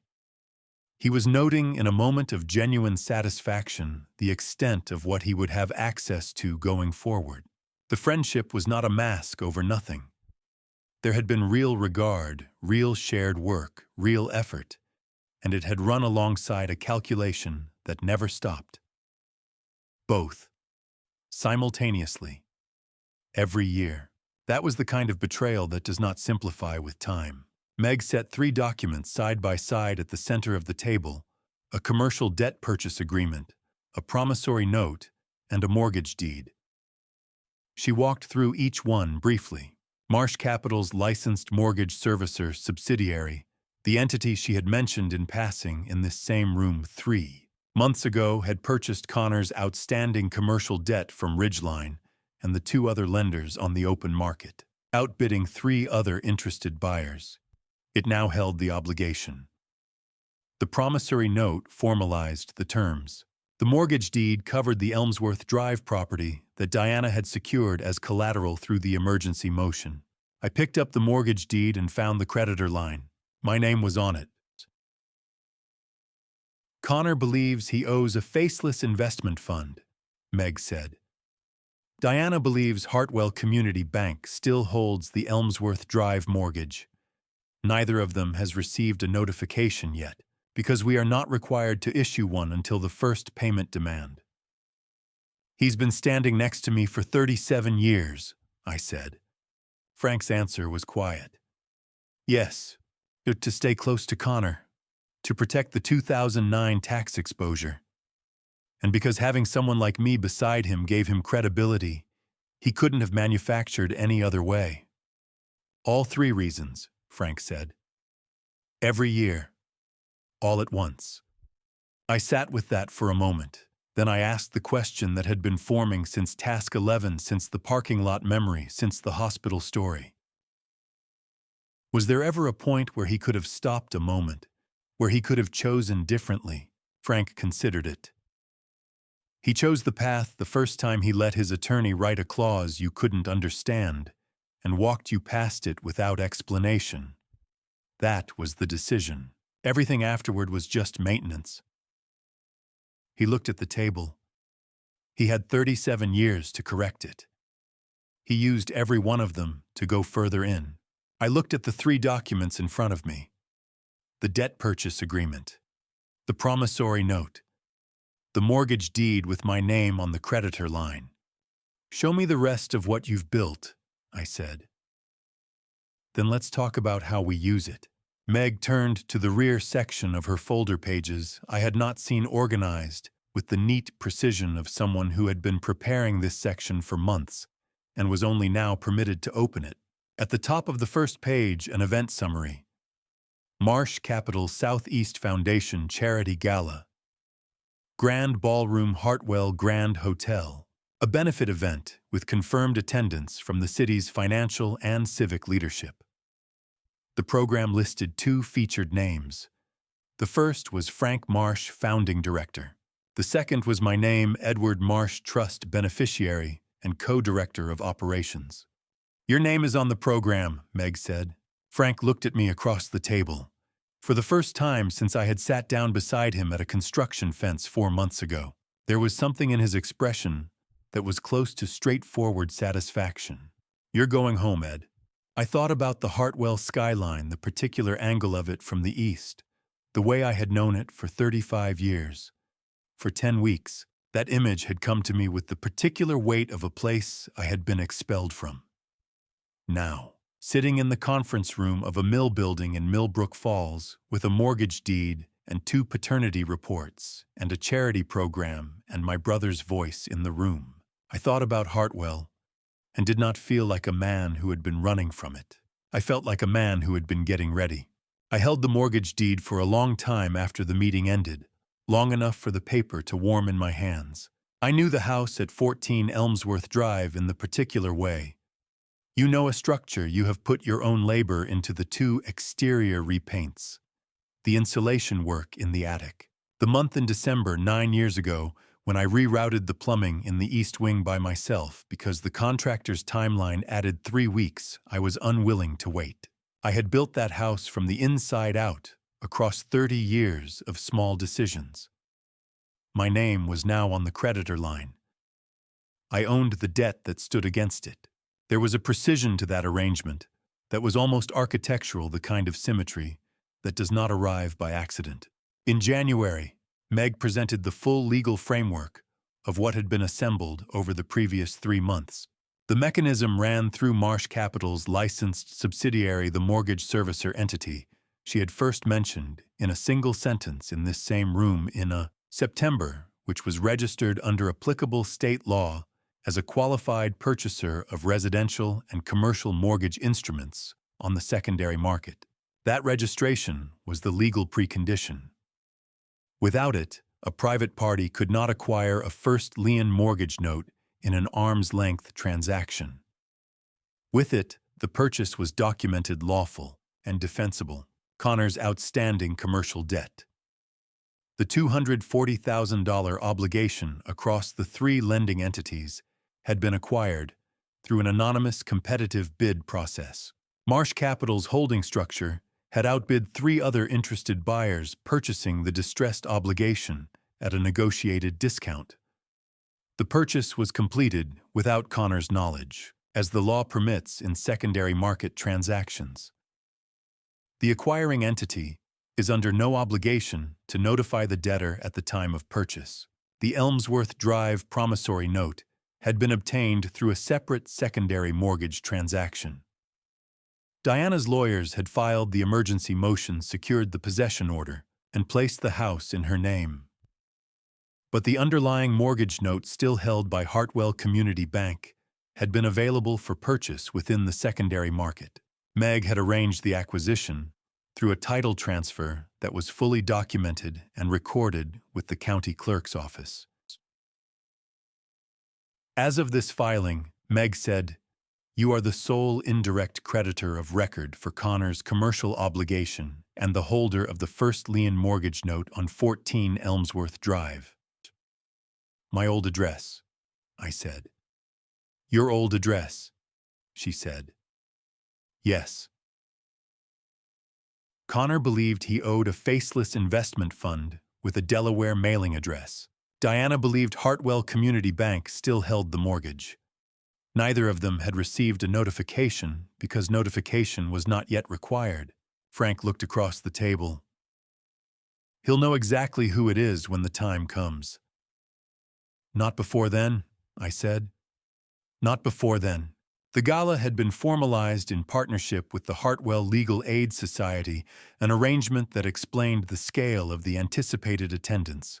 The society maintained a network of contributors that included corporate executives, civic officials, 2 state legislators, and a press contingent that covered the organization's annual events as a matter of course.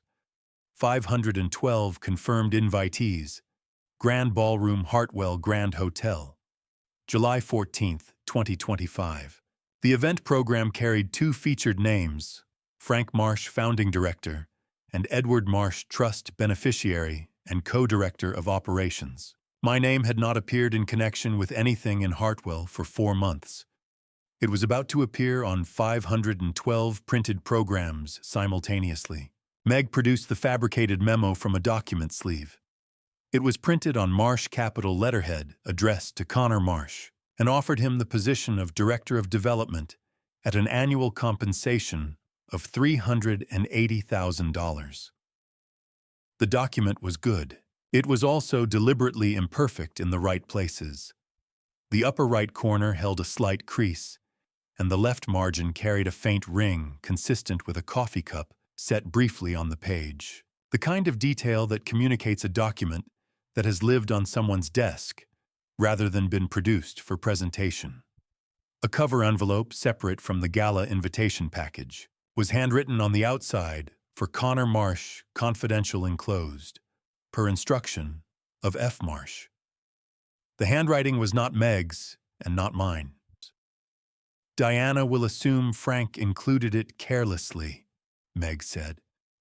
"The fact that Frank's name is on it makes the carelessness look credible. She won't question it. And she'll make sure Connor sees it," I said. "She won't be able to resist," Frank said simply. The invitation to Thomas Graves was formal correspondence on Marsh Capital's Southeast Expansion letterhead. It outlined a new regional development initiative and extended a specific invitation for Thomas to participate as an independent strategic investment advisor, a compensated retainer arrangement with a title that would appeal precisely to his understanding of his own importance. The letter was cordial and without any signal that it was anything other than what it appeared to be. 3 envelopes sealed. The third one was Thomas's. Meg explained what it contained. The first document was the FBI acknowledgement letter confirming receipt of the wire fraud complaint, something Thomas would have considered the primary threat and would attempt to manage through his attorney. The second document was a separate forwarding confirmation, a referral from the FBI field office to the IRS Criminal Investigation Division. IRSCI operates independently of the FBI's fraud process. It carries a conviction rate of over 90% on referred tax cases and applies criminal, not civil penalties. Thomas would know about the FBI filing because the FBI complaint process eventually produces discoverable records. He would not know the IRSCI referral had been filed separately through a different channel on a different statutory basis. The FBI filing is serious, Meg said. The IRSCI referral is what he cannot survive financially. Correct. And the timing on all of this, I asked. Meg was precise. None of these envelopes leave this office until early June, 6 weeks before the gala. That window allows all legal processes to be fully operational, all enforcement positions to be confirmed, and all notifications to land simultaneously. If anything moves ahead of that timeline, we lose the coordination. The 6-week window is not negotiable. I looked at the 3 envelopes on the table. One for Connor, one for Diana, one for Thomas Graves. He should have a front row seat when it lands, I said. He'll have one, Frank said. I picked up Thomas's envelope, his name written in Meg's professional hand. I had written that name hundreds of times across 37 years on contracts, on correspondence, on birthday cards, on referral letters I had written for him to people who trusted my judgment. I set the envelope down and pushed all 3 across the table toward Meg. Hold them until June, I said. She placed all 3 in the interior compartment of her document case and closed the clasp. Was any of it real? I asked. Not for the first time. But this time I wanted an answer I could use. Frank considered it without rushing. I think part of it was, he said. And he chose the calculation over it every year anyway. That's not something anyone can explain on his behalf, but it's something you'll get to watch him answer for. Meg latched the document case. Then she looked up. There's one more thing we need to discuss before tonight. Lydia. She said it in the way of someone raising a subject they have been waiting for the right moment to raise. Her role on the night of the gala, and what protection she needs after. I had been thinking about that since the moment I sealed the envelopes. I already knew what role Lydia would play. I just needed to find the right words to say it to her first. 5 months passed between the evening we sealed the 3 envelopes and the week before the gala. That was not delay, it was the minimum required. Meg needed time to properly register the debt acquisitions across 3 jurisdictions, with each filing reviewed and confirmed by the county clerk's office before any notification could be lawfully issued. Ray needed time to convert 14 months of forensic analysis into presentation materials that 500 people could absorb in real time, without prior context or financial background. And I needed time to become someone that Diana and Connor would not immediately recognize. Not in appearance, in the way a man carries himself when he walks into a room and knows exactly why he is there. In the first week of June, Meg dispatched all 3 envelopes through a certified priority courier service. Each required a direct signature from the named recipient. Each would have arrived within 48 hours of dispatch. Lydia called at the end of June from the secondary phone. Her voice had the particular steadiness of someone reporting from inside a situation that requires sustained composure. Connor has been in a very good mood for 3 weeks, she said. Thomas has been to the house twice this month.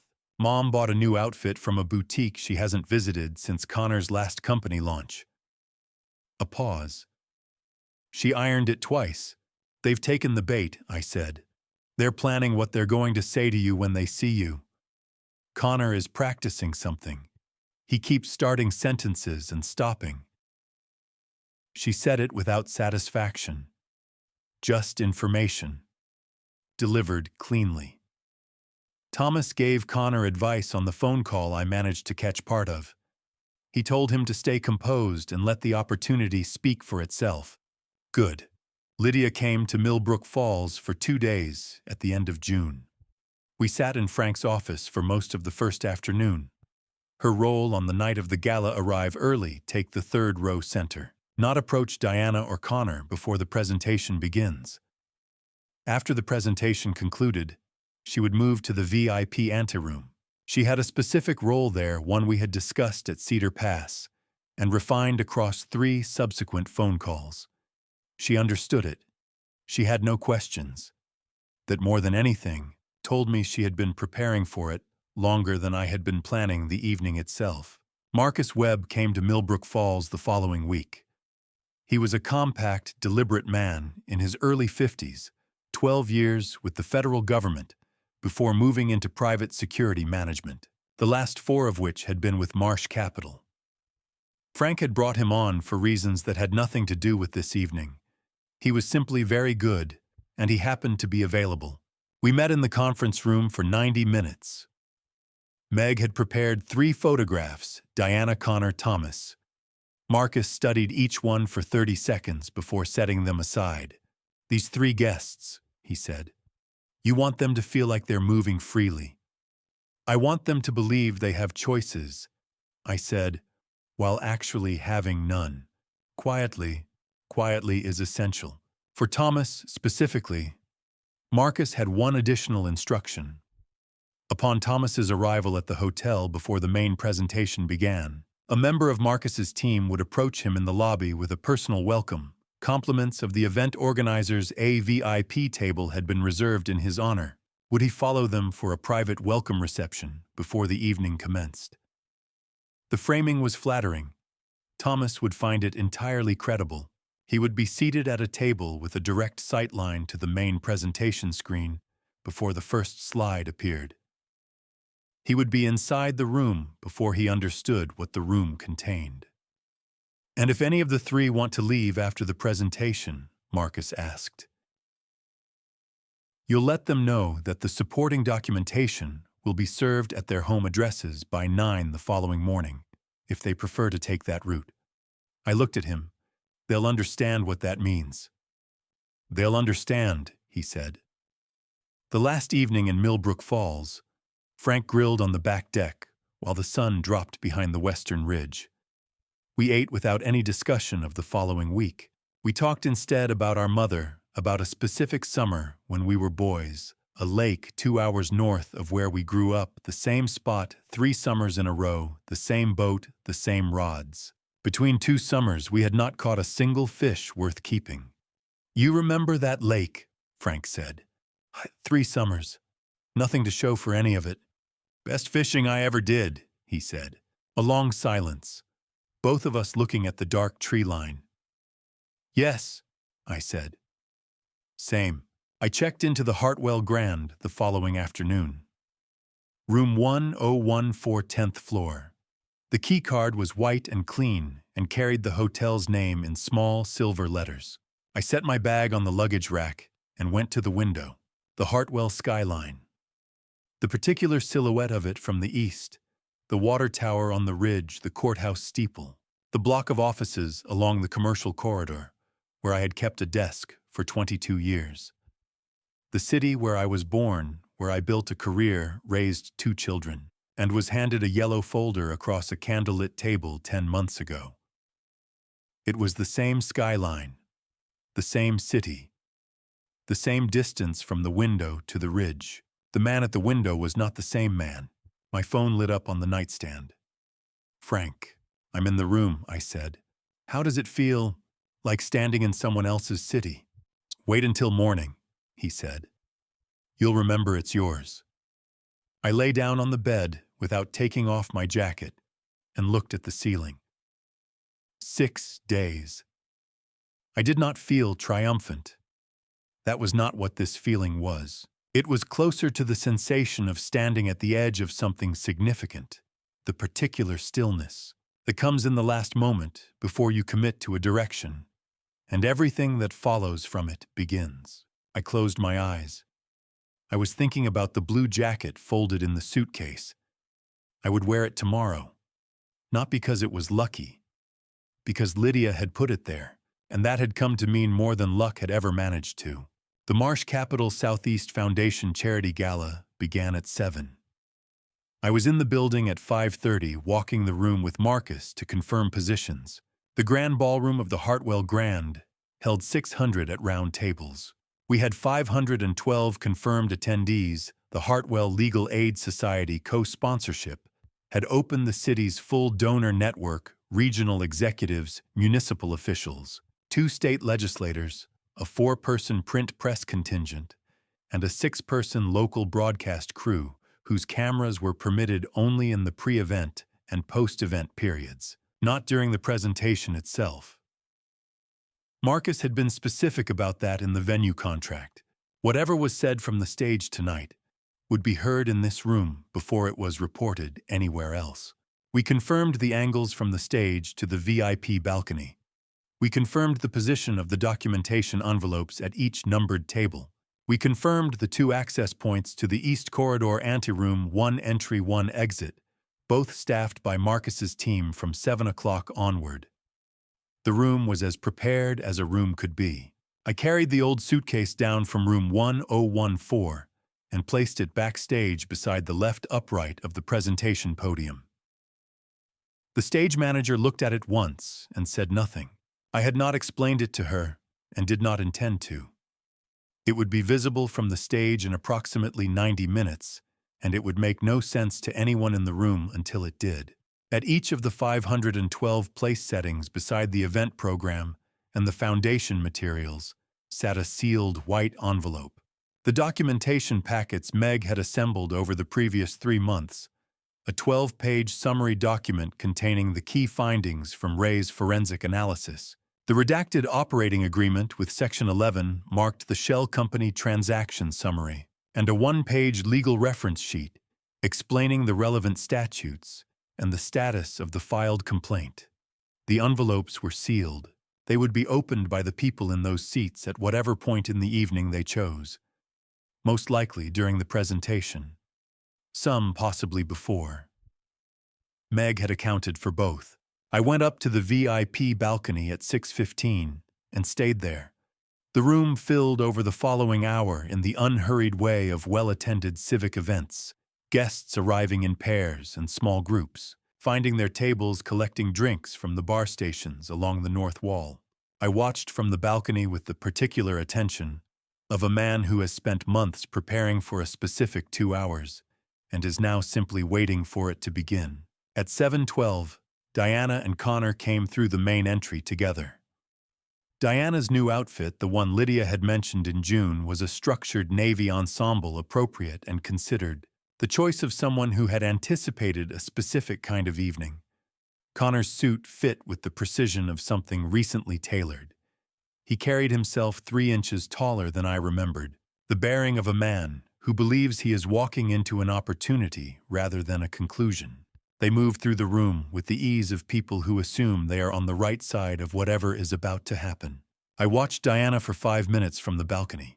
She scanned the room twice with the methodical attention of someone confirming that the variables she had accounted for were where she expected them to be. She was not relaxed exactly, but she was controlled, the version of composed that requires active maintenance. At 7:19, Thomas arrived alone, a private car which I had expected. He came through the main entry with an unhurried step, the particular ease of a man who has run a calculation and found the outcome favorable. He was wearing the gray suit he reserved for events he considered important. He accepted a drink from the nearest server within 30 seconds of entering. Then he turned and assessed the room the way he had always assessed rooms, quickly, systematically establishing in his mind who was present and what their presence meant to his position. Marcus appeared at Thomas's left elbow before he had finished his first scan. "Mr. Graves, welcome. We've reserved a special VIP advisory table for this evening, in recognition of your consulting role with the Southeast expansion. If you'd follow me, we'll get you situated before the program begins." Thomas followed without hesitation. The framing had struck the correct register, exclusive complimentary, consistent with the invitation letter he had received 6 weeks ago.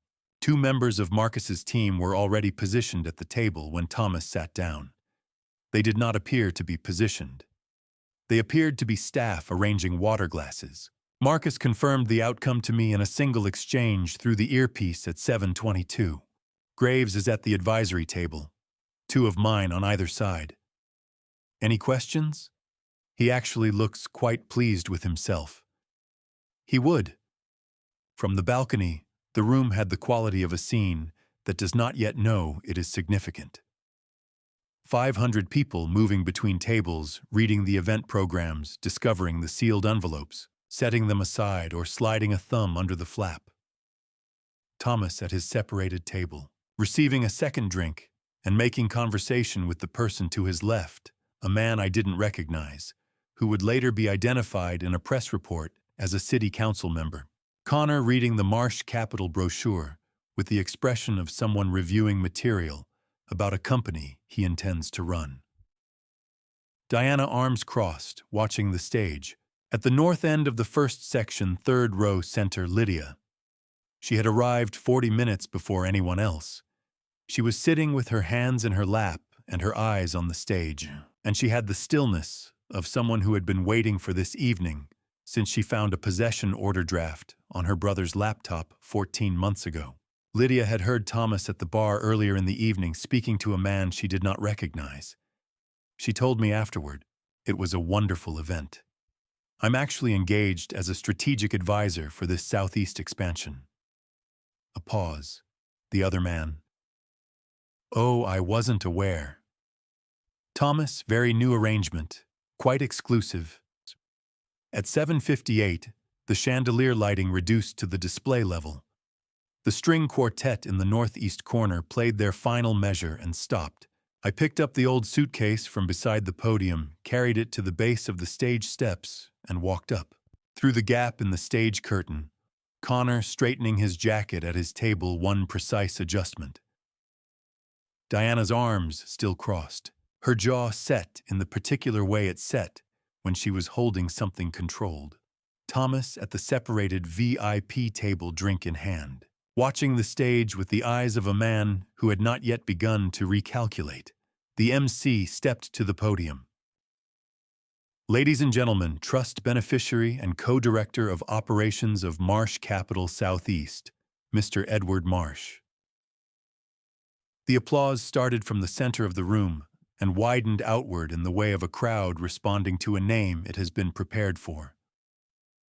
From the front section, Diana's applause began with everyone else's. It stopped 1 full second after everyone else's had. Her face went still in the way of someone who has just understood that the room they walked into is not the room they agreed to enter. I walked through the curtain and set the old suitcase on the glass surface of the podium. It sat under the stage lighting exactly as it had sat on a restaurant banquet chair 10 months ago, worn canvas, mismatched buckles, the kind of object that has no business being at the center of a $10 million evening. I adjusted the microphone. I looked down at the front section. Diana, Connor. Thomas at his separate table, eyes on the suitcase with the expression of a man who has only just begun to reconsider his arithmetic. 32 years ago, I said, I made a promise to someone I believed I understood completely. Tonight I want to tell this room what 32 years of that kind of trust actually cost. Before I tell you what happened when those 3 screens lit up in front of 500 people, comment the number 500 below. Let me see how many of you are still sitting with me tonight. Because what Diana, Connor, and Thomas saw on that stage, none of them saw it coming. Neither did the room. A reminder, parts of what follows contain fictional elements added for educational and storytelling purposes. If this isn't the kind of story you want to hear, this is your moment to step away, and that's completely okay. The room went quiet, in the way rooms go quiet when people stop performing attention and begin paying it. 500 guests, and the only sounds were the ventilation system running overhead and the rapid movement of 2 journalists' fingers on tablets in the press section along the south wall. I had been in enough rooms to know the difference between polite silence and the silence of a room that has actually stopped breathing. This was the second kind. I left the opening without names. That was intentional. I described a restaurant, a corner booth, a man who arrived before his wife and ordered wine out of habit. I described a yellow folder placed on a white tablecloth without preamble. I described a clause on page 11 of a 47-page document, a clause given a title designed to be skimmed, and what that clause had been built to accomplish. I described a suitcase placed beside a chair by someone who had packed it before the evening started. I said none of the names. The room did not need names yet. The room needed to understand the shape of what I was describing before the names could mean anything. The sealed envelopes at your tables contain the fully documented evidence for everything I am about to say. You do not need to take my word for any of it tonight. I heard the first sounds of envelopes being opened across the dining floor. Screen 1 appeared behind me. A forensic graphic Ray's work rendered in clean visual language accessible to anyone regardless of financial background. The $240,000 commercial debt, the 3 lending entities, the 11 drawdowns across 14 months. The routing structure through 3 Delaware shell companies, each layer illustrated in sequence. The movement of funds tracked to the final destination account. At the bottom of the graphic, a single notation. This structure required significant knowledge of multi-state corporate law and was not assembled by a single inexperienced party. I looked directly at Thomas's VIP table as I said it. In the front section, Diana's right hand found Connor's forearm and closed around it. Connor's jaw tightened in the particular way it had tightened when he was a teenager and had been caught in something and was calculating his options. 500 people around them were opening envelopes and reading the 12-page summary documents Meg had spent 3 months preparing. The press section had gone entirely still. Screen 2, Thomas Graves, his name in clean sans serif type. Blue Ridge Acquisitions, LLC. The undeclared $1.2 million capital contribution from 2009 and its relationship to a jointly operated project that 2 people in this room had both worked on, the registered agent's documentation. A photograph of Thomas, his standard professional headshot, the one he used for every board bio and speaking engagement projected at full scale on the screen behind me. 500 people turned in their seats to find him. They found him at a table separated from the main floor with 2 men in dark jackets positioned at either side. It took 4 seconds for the room to understand why he was seated there and not at a regular table. The recognition moved through the room as a collective intake, 500 people simultaneously arriving at the same conclusion about the nature of the evening they were attending. Diana was half out of her chair. This is a fabrication. This is staged. This is not. I did not look at her. I did not change my tone by a single register. Please sit down, Diana. I haven't finished. The social weight of 500 pairs of eyes turned in her direction accomplished what no other mechanism could have. She sat down. Her face was the face of someone managing an expression rather than having one. Screen 3. The DNA submission form. Connor's handwriting on the intake fields, his name, his account number, the designation Male Profile A in his own print letters. The result field of the first laboratory report, biological mismatch submitted profiles do not confirm a biological parent-child relationship. 3 years ago, I said, my son requested a paternity test using samples he collected without my knowledge. The result confirmed that he was not my biological son. He kept that information from me and chose to bring it to someone else instead. I did not speak Thomas's name in this context. The room had seen enough to understand the architecture.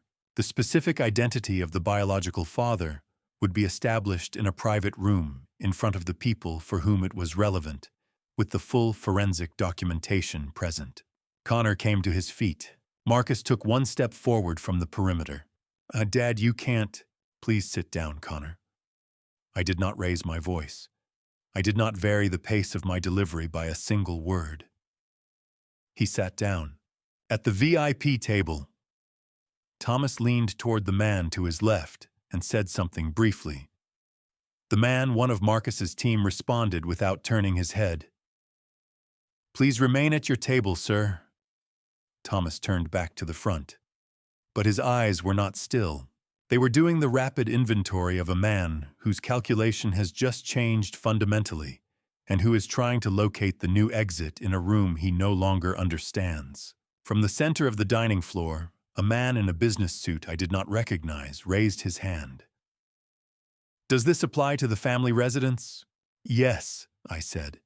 14 Elmsworth Drive. The enforcement notifications were signed and served as of this morning. Screen 4. The Marsh Family Legacy Trust entity name. The debt purchase agreements. The mortgage deed on 14 Elmsworth Drive.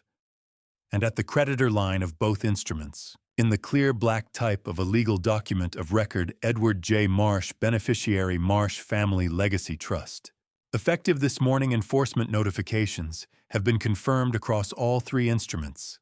I own what you owe. I looked at the front section, then at Thomas, then back at the room. And you owe everything you have left. The silence lasted approximately 4 seconds. Then someone in the middle of the floor began to applaud. Not the coordinated applause of a cued audience, the sound of a single person who has decided independently, and then 30 people around them making the same decision, and then the room standing in sections until 500 people were on their feet. I stepped back from the podium. The old suitcase sat on the glass surface under the stage lighting, worn canvas, and mismatched buckles under a $10,000 chandelier, looking exactly as out of place as it was, and exactly as intentional. I did not wait for the applause to peak. I looked at the 3 people in the front section who were not standing. They were looking at each other with the expression of people who have just understood for the first time that the room they are in has no exit they had previously accounted for. I turned to Marcus. "Give them a minute," I said, "then bring them in." The VIP anteroom in the East Corridor was designed for conversations that could not take place on a ballroom floor. Cedar wall panels. Climate control held at 68 degrees. A single door managed from the outside by Marcus's team. No windows to the corridor, no secondary access, no ambient sound from the main event once the door was closed. Whatever was said in this room would stay in this room. Whatever needed to be resolved here had the conditions to be resolved. They came in separately, which was the design. Marcus approached Thomas first at the edge of the ballroom where he had been standing since leaving the VIP table, and extended the invitation. In the private framing, Thomas preferred he would have more room to address this without an audience of 500. Thomas accepted because the alternative remaining visible in the main room felt worse. Diana and Connor chose to come because the VIP room gave them the sensation of agency. Walking voluntarily into a controlled space feels less like surrender than being escorted into one. They had made the decision themselves. That was precisely the point. The old suitcase from the stage was already on the coffee table when they arrived. Marcus's team had brought it in from backstage. It sat where it sat, worn canvas, mismatched buckles waiting precisely as it had waited in the Grand Ballroom and at the Grand Meridian 10 months before that. Connor spoke first while still standing. The calculated composure from the ballroom was gone, replaced by something sharper and less managed. "You can't enforce anything through a charity speech, Dad," Meg answered, without looking up from the document folder she was opening on the side table. The enforcement notifications were filed this morning through the county recorder's office. The speech was informational. Diana crossed the room toward me. The controlled exterior she had maintained through the presentation and the walk from the ballroom had given way to something less prepared, something closer to what she actually was in this specific moment. She was frightened. I recognized it not because it was unfamiliar, but because I had seen it replace composure in her face only 2 or 3 times in 32 years. "After 32 years, please. We can work something out, Edward. We can still—" I've heard that," I said. "The last time you said it, you had already filed the emergency motion to have me removed from my own house." She did not have an answer for that. She stopped where she was. Thomas, seated on the couch to the left of the fireplace, had been operating since he sat down with the visible effort of a man maintaining a position he knew had been weakened. He straightened and delivered the argument his attorney had presumably prepared him to deliver in some version of this moment. The operating agreement was a legitimate legal instrument. My involvement in the business arrangement was standard corporate practice. I intend to. The FBI's Financial Crimes Division has held our forensic analysis since February, Meg said. The IRS Criminal Investigation Division received a separate referral the same week, through a different statutory channel. I would suggest you contact your attorney before Monday morning, Mr. Graves. She paused. Not the same attorney you've been using for the operating agreement. A different one. Thomas went quiet. I watched it register not the FBI filing which his attorney had presumably already been managing, but the second phrase, IRS Criminal Investigation, a separate division, a separate referral. A conviction rate he would know because a man in his position researches these things. He understood immediately that he was dealing with two agencies, two parallel processes, and two sets of exposure that could not be addressed with a single legal strategy. The stillness that came over him was different from the stillness of the other two. You are Connor's biological father, Thomas, I said directly. That's fully documented in tonight's materials. It is now part of the official record of this evening. He said nothing. His silence was in that moment the most informative thing in the room. Connor stepped forward. Marcus moved into the space between us with the quiet efficiency of someone who had been positioned for exactly this contingency. No contact. No instruction necessary. Connor stopped. I opened the suitcase on the coffee table. Empty. I turned it to face Diana and slid it across the table toward her. Attached to the handle this morning, in place of the tag that had read my name through the previous 10 months, was a new laminated card. 2 words. Diana Marsh. The door opened. Lydia walked in and took a position beside Frank near the east wall. Diana turned to her immediately. Lydia, tell your father, tell him we can still. I've already told him, Mom. Lydia's voice was quiet, steady, and entirely final. I told him everything. Why would you? Because he's my father. Meg distributed the document folders. Diana received the formal notice of debt delinquency and the institution of foreclosure proceedings on 14 Elmsworth Drive. Connor received the debt acceleration notice and a formal demand for cessation of operations under the LLC. Thomas received the FBI acknowledgement letter and in a separate sealed sheet behind it, the IRS Criminal Investigation Referral Confirmation. Marcus placed one white envelope beside each person. Inside each envelope beneath the summary document was a bus ticket. No destination of particular significance, simply a way out of this building and this city if they chose it. The same courtesy that had been extended to me 10 months ago at the bottom of a canvas suitcase. I looked at Diana across the coffee table. I trusted you for 32 years, I said. You had 32 years to make a different choice.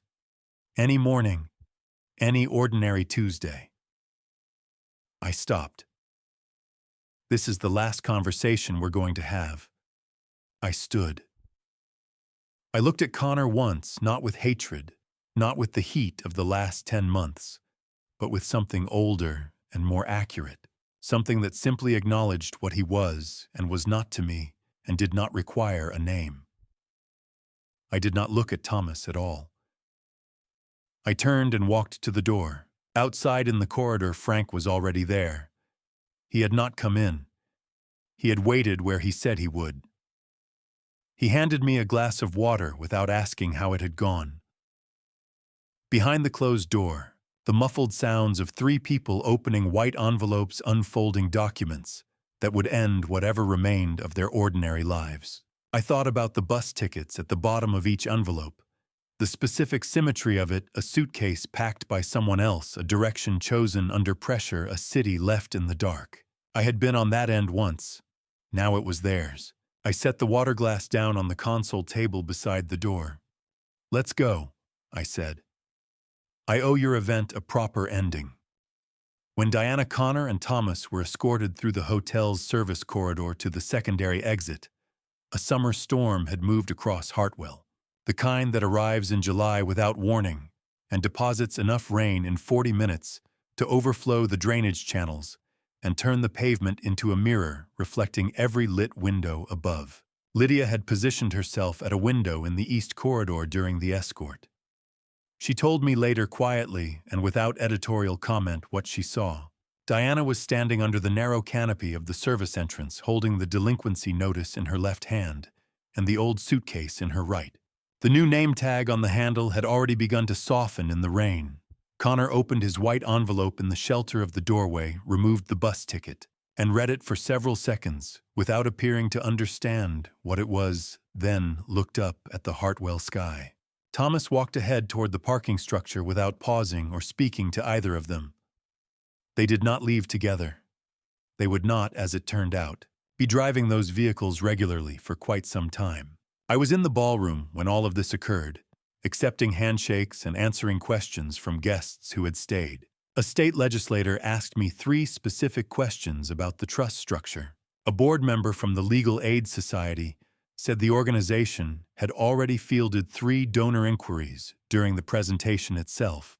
I responded and shook hands and remained present until the room had settled. Later, from the VIP balcony, I watched a city bus pull away from the corner stop in the rain. Its amber destination board reflected on the wet pavement below in a long amber stripe. I did not know if it was that bus. By the time I had understood, it did not matter. Lydia had come to stand beside me at the railing. She said nothing. After a while, I put my hand on her shoulder for a moment. "How do you feel?" she asked. "Like I put something very heavy down," I said. "Good. Just not quite good. Not bad either." I watched the rain. Just lighter. Back in the ballroom, Frank found me near the door when the last guests were saying their goodbyes.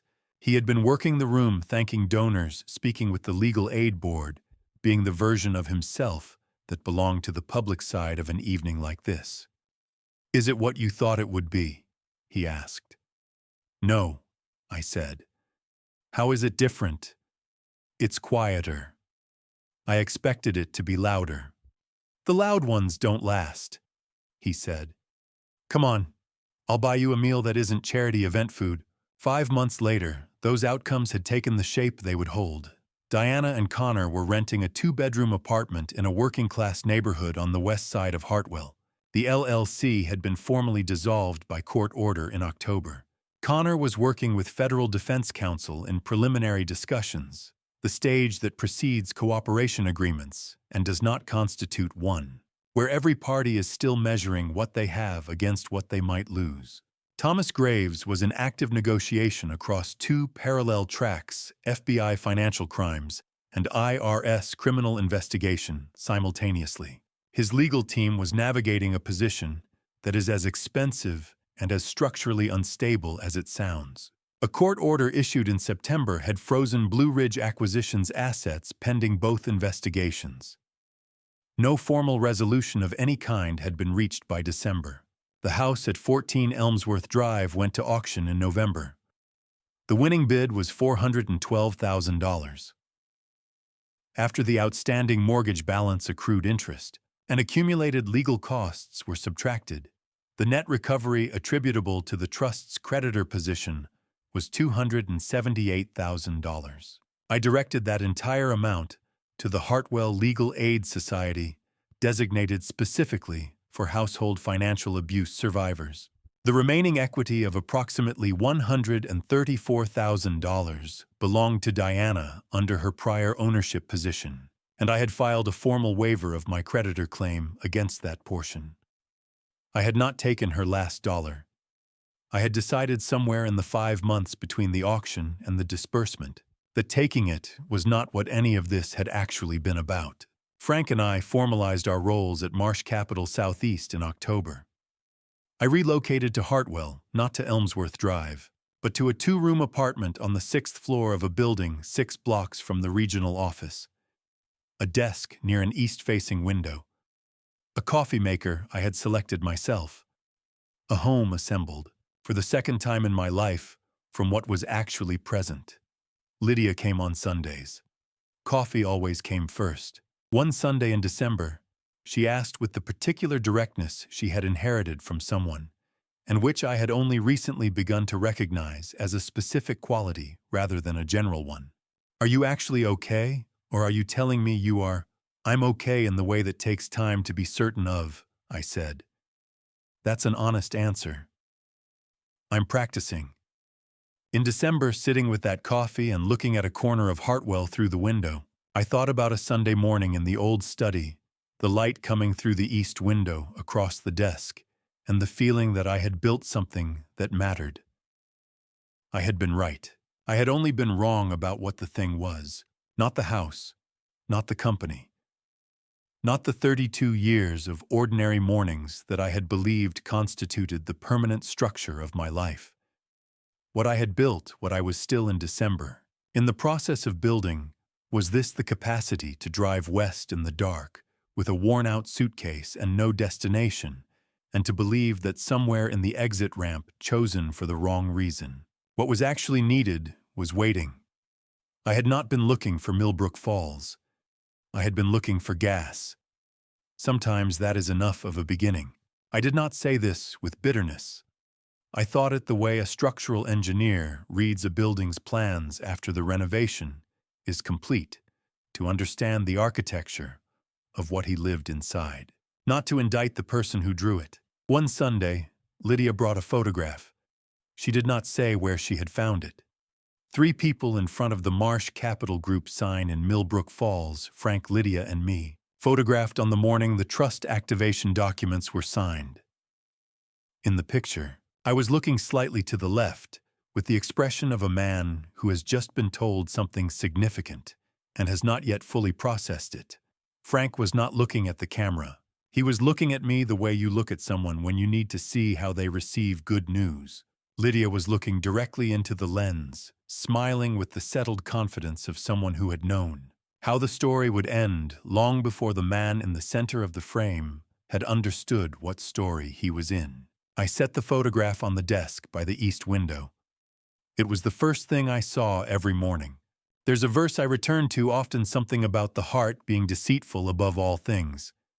I used to think it applied to other people. After sharing this Grandpa Stories episode with you, I understand it was always a mirror pointed at me. So let me say this plainly before we close this family story. Don't trust the way I trusted. Not blindly. Not out of 32 years of habit. Sunday coffees and anniversary dinners are not evidence of loyalty, they're evidence of proximity. I confused proximity with love and familiarity with safety. God gives us discernment for a reason. Use it earlier than I did. My personal view, the most dangerous betrayal never announces itself. It's quiet, patient. It wears the face of a friend, sits at your table, celebrates your wins, and knows exactly how long to wait. In Grandpa stories like this one, the lesson is rarely about the villain. It's about the man who let it happen and what he chooses to build afterward. This family story has been about trust, survival, and the long road back to yourself. If any part of my journey felt familiar, I hope it gave you words for something you've been carrying alone. If this Grandpa Stories series reached something in you tonight, leave a comment below. Your words matter more than you know. Share this family story with someone who needs it. And if you haven't subscribed yet, you already know where that button is. Thank you for staying all the way to the very end. It means everything. One last thing, the stories ahead contain some fictional elements crafted entirely for educational purposes. If that's not what you came for, no hard feelings at all. Find the content that serves you best and go there.